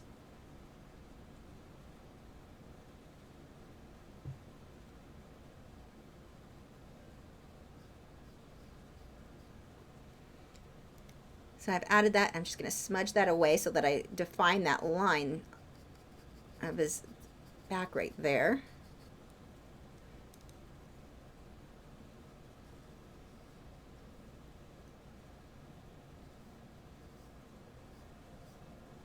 So like this paint is starting to dry because it was what I did first. And so it's easier for me to add additional layers. The paint is starting to get a bit more tacky, so I can, like, it'll stick better. But anywhere that I did last, not so much. Kylie said, am I using the same brushes for acrylic and oil paint? Do you use a different technique for each? Sort of. I mean, I apply the paint differently for oils. Like with oils, I'm going to draw everything out with a graphite pencil, and then I'll paint my subject and paint the background, and I can paint, I don't do it in the same layer order as I do with acrylics. With acrylics, I paint the whole background, then I draw my subject and paint it on top. Because of the way the dry time works, that works best. But for oil, so that's really the difference there. But as far as the paint brushes go, they're not that different. It's mostly the same brushes. The oils, I can go with brushes that are a little bit more stiff than acrylics, but for the most part, I'm using the same brushes for each. I'm not mixing them. I have a different set for oils than I do for acrylics, but the brushes, like the brand of brush, the type of brush, is for the most part the same in both, other than my mop brush. The mop brush for oils, I go with the Royal Soft Grip. Sheds like crazy, but it's a little bit more stiff than the makeup brushes that I use for oil paint or for acrylic painting. For acrylics, I like a softer brush, and ideally one that's not going to shed, because that paint dries too fast for me to be picking hairs out of it. Then I use a powder brush for makeup. Like, I can't think of the names. It should be on my website. Let's see. After seeing the background in the ochre and yellow, it made me wonder, do you do any paintings with metallic objects? Essentially curious about the way to stimulate metallic reflections and such. So I don't typically use metallic like paints. What I generally go with are making stuff look metallic. And the way that you're going to make something look metallic largely is by your contrast and your values. Are your darks dark enough and your lights light enough? It's not even like, I just need the right color. It's usually not even about the color. If you want something to look metallic, get a photo and look how dark the darks are and how light the lights are. That's going to give you that really shiny look. And that can be done with most colors can look metallic, because you could have a purple metallic if you wanted, but to make it have that shiny look, dark's dark enough, light's light enough, and your darks are super dark right up against the lights. That gives it that look. Oops. Mercy said, the stick to keep paint away from the canvas. Good to put on paint for more contrast. And onto the easel. I am not reading that right. I apologize. Yeah. Okay. So I definitely need some more darks in the tail. The tail is way too light around the edges. Oh, Kyle's complaining you guys are being too calm, and he probably just wants more to moderate. So if someone wants to throw a swear word out here or there that he can, but don't, he may ban you, so maybe don't do that. I don't want to have to go through and unban people.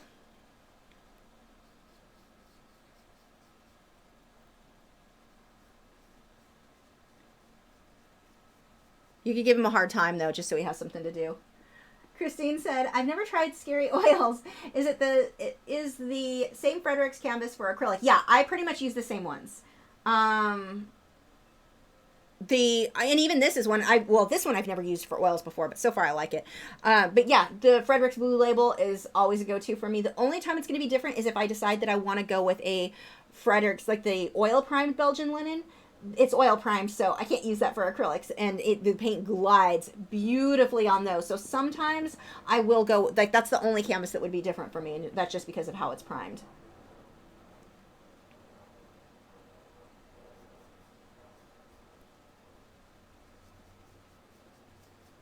So I'm just keeping a light hand, and I want this to have a sort of wispy look, so I've got to watch that I don't have a bunch of very straight lines. And again, using far less liquid than I used on those earlier layers.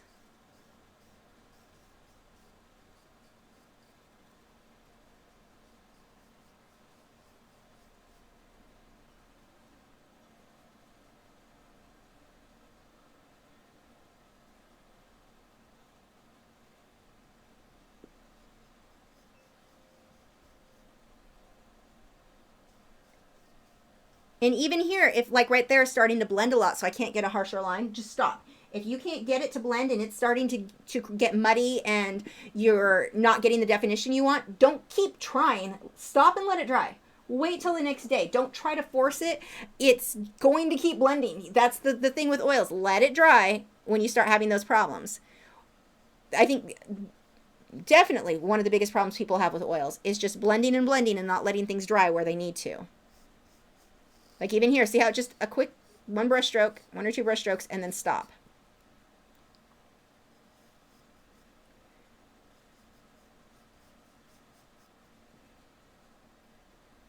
Oops, I don't even know why that brush is in my hand. I do not need that right now.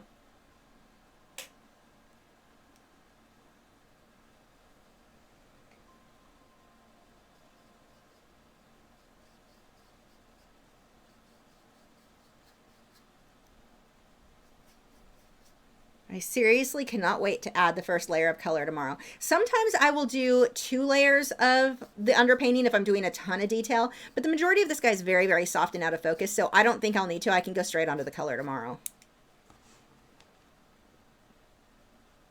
Oops. 1 second, I've got messages.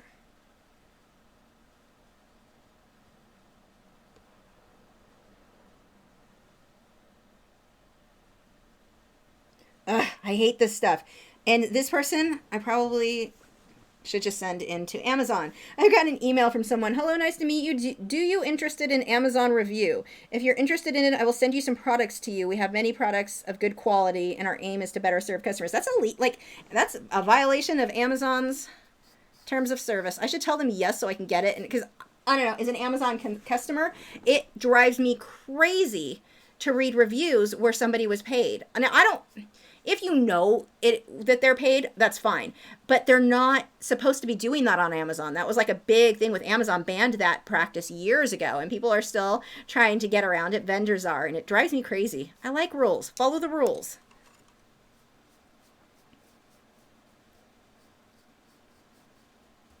So if you're watching, no, I do not want to review your product. Well, maybe I will and leave it bad. Just because you're cheating and not following the rules. Let's see.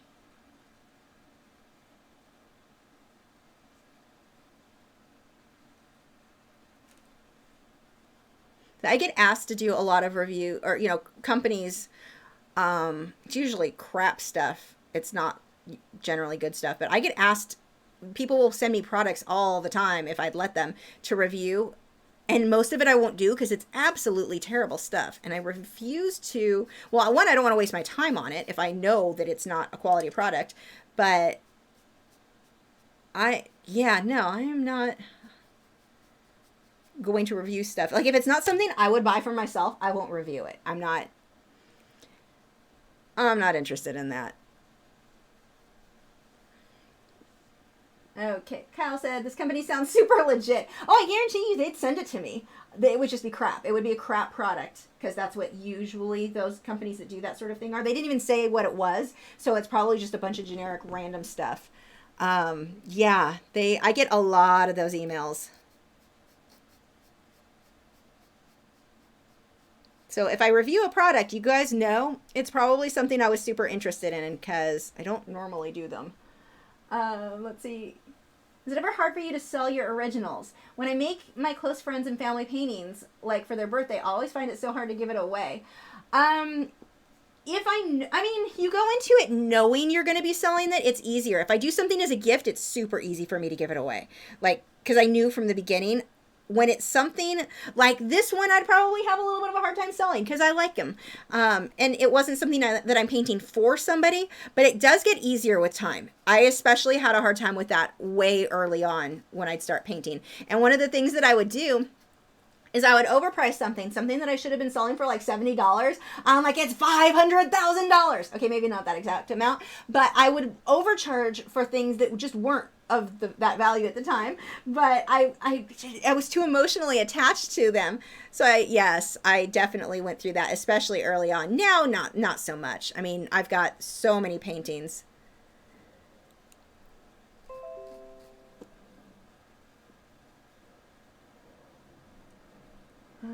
Let's see. What time when I paint tomorrow, it won't be a live stream. It'll just be me painting on my own. I just do the live streams once a week. Sorry. Carlene said, that piece looks so pretty. It looks almost done for me, and you started a few minutes ago. I'm sure not for you. Talking like an IT geek, how many percentage does the doneness for this? I'd say this... Okay, it depends on percentage-wise. It's kind of like statistics. It depends on how you skew it. So this one, I have, let's say, what is it, Wednesday? I will paint on it Thursday, and I should finish it Friday. So by that sense, you might say it's a third done, but when I paint on it tomorrow is not going to take as long.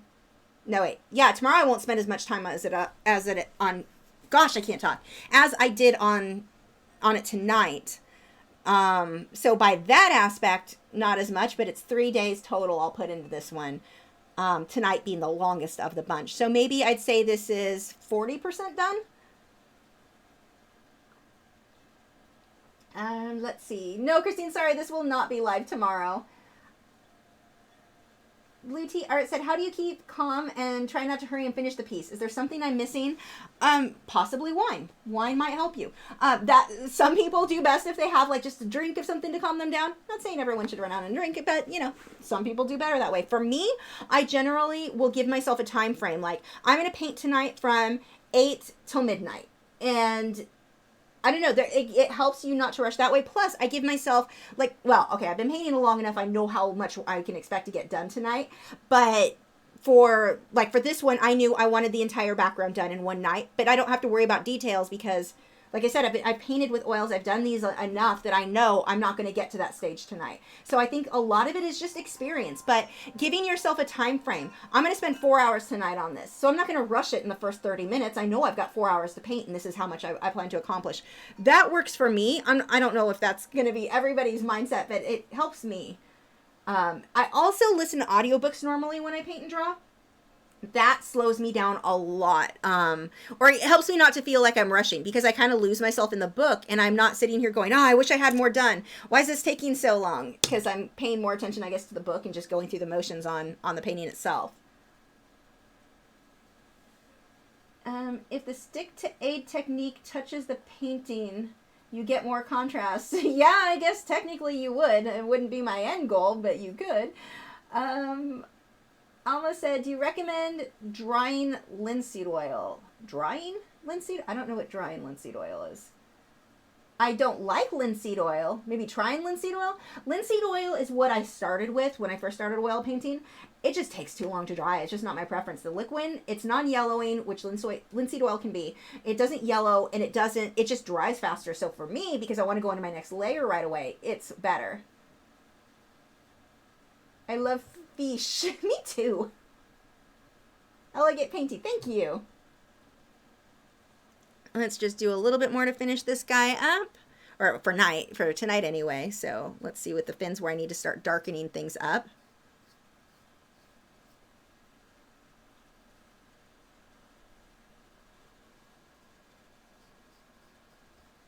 So see, now I can be much more bold on some of the darks, but I don't want to put, I'm going to be more careful with it. I don't want to put it everywhere, but it's easier now that things are blocked in for me to see where they're going to go.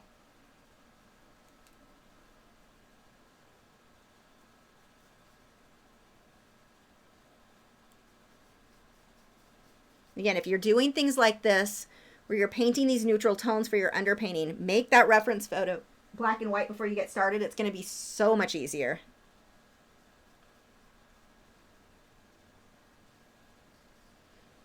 Yeah, when I first started, going back to talking about how you make yourself not rush, when I first started doing pet portraits, I would do things in graphite, and I would spend 45 minutes on a head and shoulder shot or headshot.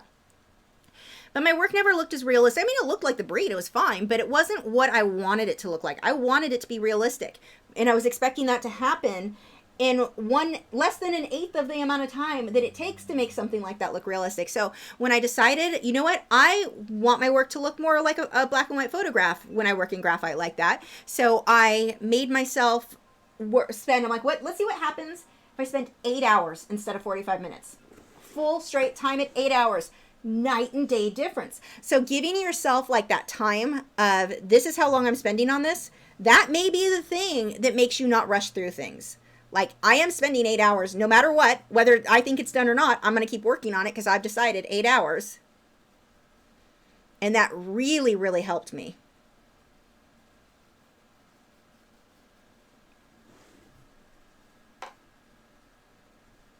Okay, let's just soften that a little bit. Careful not to overdo it. So see, just a couple of brush strokes and then stop.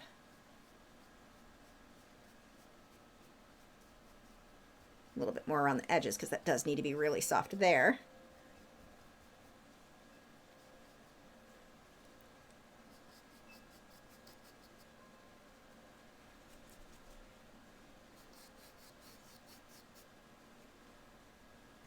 He looks like he's swimming in clouds. He does. And even in I love how his tail just looks like melting gold in the actual reference photo. I'm really excited to get to the stage of putting the color for that. He doesn't even look like a fishtail with it being as out of focus as it is. And then a little bit more detail here, and I will call it done for the night. And I'm just getting, whoops, that is way darker than I thought it was. Let's wipe that. So I can go over with this brush. Just going to smudge that out. And I've got to go over a lot of this with actual titanium white, more than I would normally use in a painting for the scale. So having this be too dark here is going to work. It's not a problem. Do I use Derwent Color Soft pencils? Only when I've been bad and someone's trying to punish me. I hate them. Passionately hate Derwent Color Soft. Love Derwent Lightfast. I love Derwent Pro Color.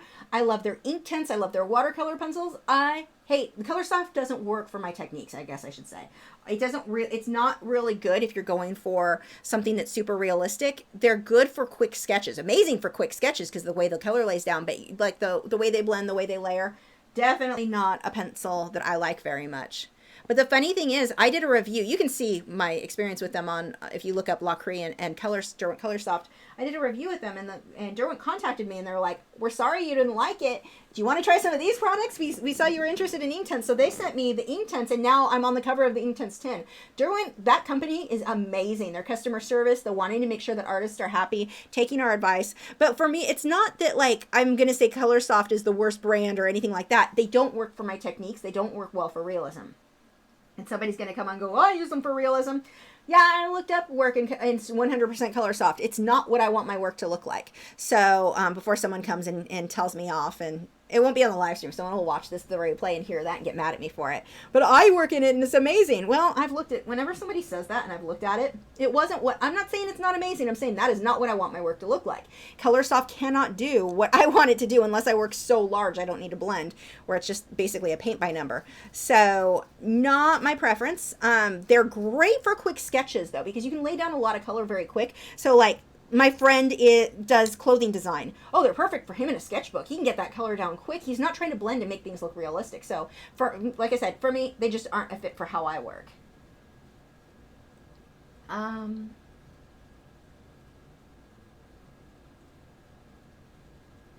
if you're not highlighting, if you're not doing the Lachri Fine Art and it doesn't highlight in orange, I will not see your question. It's not that I'm ignoring you. That's just everyone else chatting. So I apologize if your question is not getting answered. I just don't see it if it's not highlighted. Carlene said, its fins look like soft hair. I'm so envious. I wish my hair was as soft like that. That's funny. All his fins aren't so soft right now. Actually, this photo is new. It's just out of focus. It was from last night, but keeps fraying it. He needs to stay away from the filter is what he needs to do.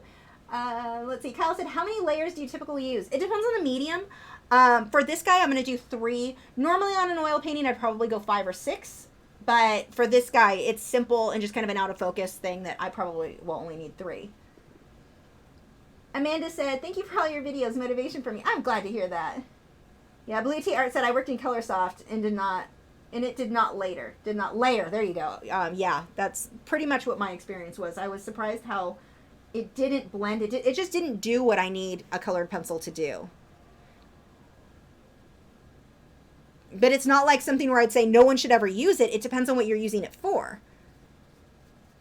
I gave mine to my nephew. He used it in Batman coloring books. He was a fan. Forward's Farm Studio said, Derwent Color Soft works really well in coloring books, rough sketches, and Uncanse and Me10s. Pastel paper, but I think you had trouble with them and OMS, right? I tried trouble with them for burnishing. I had trouble with layering, and I had trouble with OMS. Every way that I tried to use those pencils did not work out for me.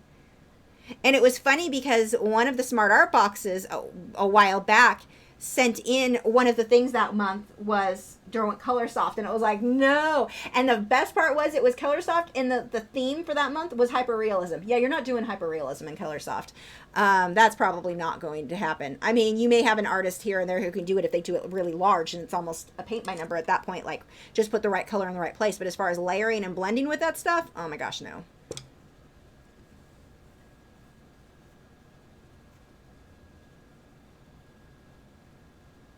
If there's somebody who's having a hard time, if I'm not seeing the question somebody's been asking because it's not doing the highlight, if one of you guys wants to ask for them, I don't know if it was like a big deal that get answered for them or not, but I can't see the question, so.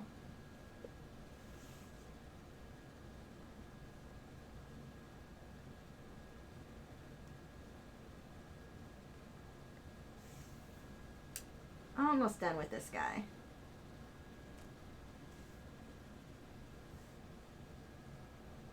And by almost done, I mean for tonight.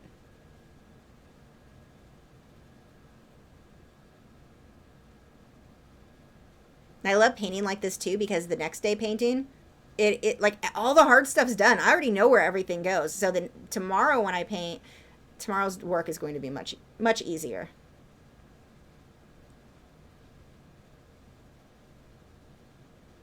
Just making sure all the canvas is filled in right now. So one of the biggest lessons I had to learn is just because there's paint on the entire canvas, it doesn't mean you're finished. I would get to this stage and be like, okay, done. And I didn't understand why my work didn't look how I really wanted it to look. That came with calling this a quarter of the way done, or 40%, or whatever percentage we decide to go with, but realizing it's got more layers to go. It's not finished yet. Don't call it finished too soon. That was when I hit the point where that realization hit me that, oh, your work's just not done yet. It's not bad. It's just not done yet. It made all the difference in the world in my work. Spend more time. Paint being on all the way on the canvas does not mean that painting is done. And if you're not sure, you're like, well, maybe it's done, then it's probably not done. If you're not sure, it's not done. When it's done, you should be sure. You should not have any questions as to maybe it's done, maybe it's not. You should know for sure.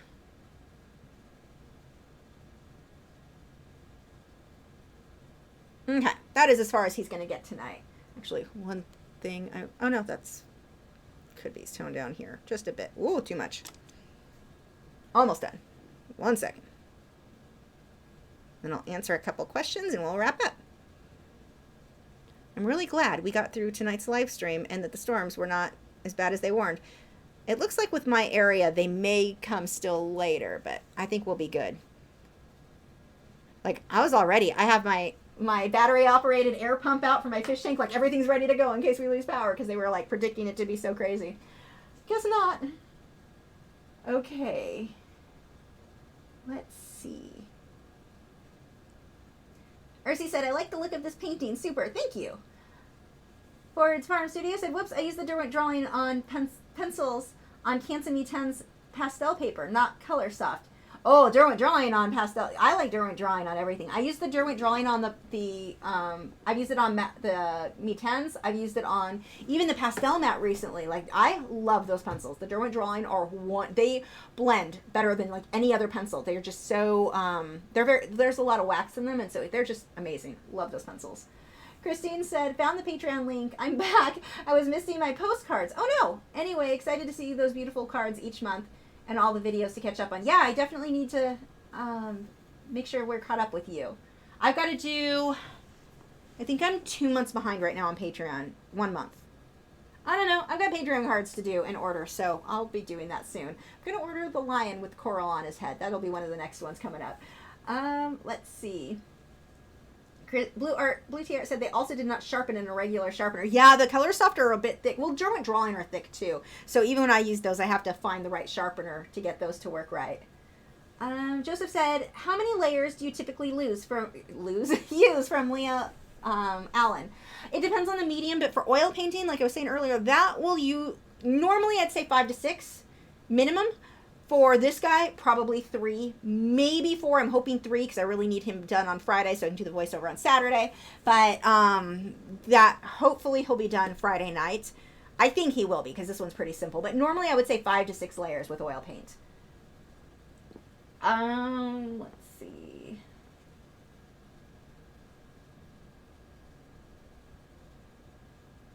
Whoops. That went by too far.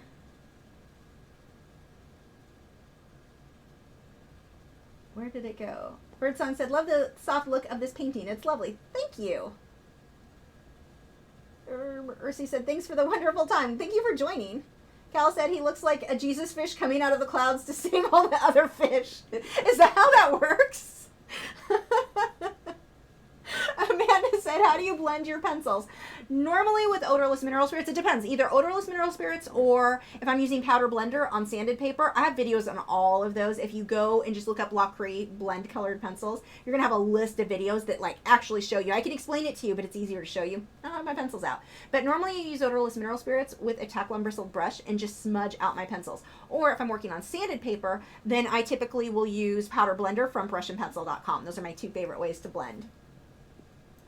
Cleo said, I love painting on textured canvas, so I've never painted on smooth canvas. I hear paint blends better on smooth canvas. Is this true? Oh, 100%. You're not going to get it this smooth on a really textured canvas. Textured canvases are good for, like if you're using a palette knife, which I have. So something like this. If I'm going to paint with a palette knife where I'm just laying the paint on thick, I want a rough textured canvas. For anything else, you want fine detail, smooth canvas, always. You get those rough canvases and it's hard, the paint is having to go into all those little nooks and crannies of the canvas. It's just, no, yeah, go with smooth, will blend. You'll get smoother blending and you'll get finer detail. You have a lot more control, I think. Kaviam said, I've seen 2 art pieces about the Notre Dame. Do you think it's too soon or can you consider it? Absolutely not. That, you know what? Okay, a lot of our historical buildings have burned down tons of times and they'll renovate and they're going to rebuild. And that's a part of the process. I mean, it sucks, but it's going to happen. I don't think it's too soon. No one died. I understand that people are attached to it. They'll rebuild it. It'll be good. It'll be okay.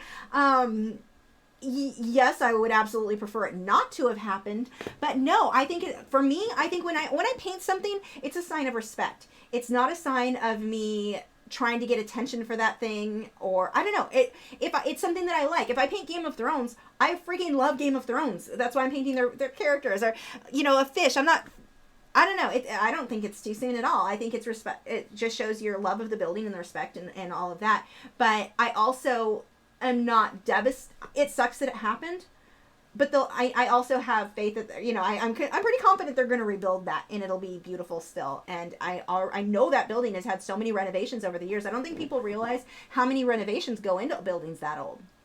It's a very common thing to do. This is a bit extreme. It's an extreme renovation, but it'll be back. They'll fix it. Let's see.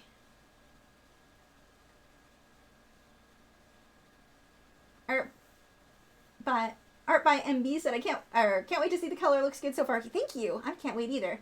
Crystal said, back to work tomorrow, so it'll be a while before I can catch another live stream. Actually live. I've enjoyed it though. Thank you for all your great advice and great videos. Thanks for joining.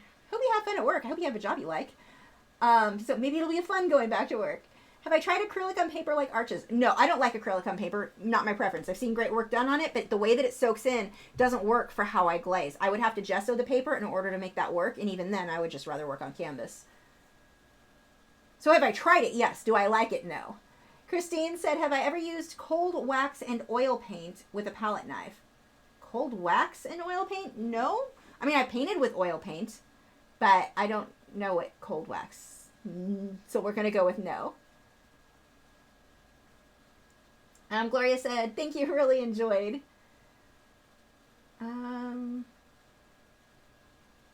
Okay, I think we are set. It is 10:13. Storms did not take down my apartment, so we are good. I guess I can stop recording this.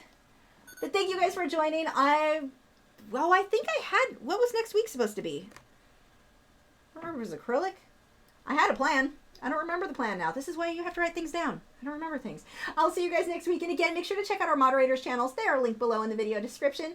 And I will see you guys next week. Assuming the storms don't randomly show up at the wrong time. Bye.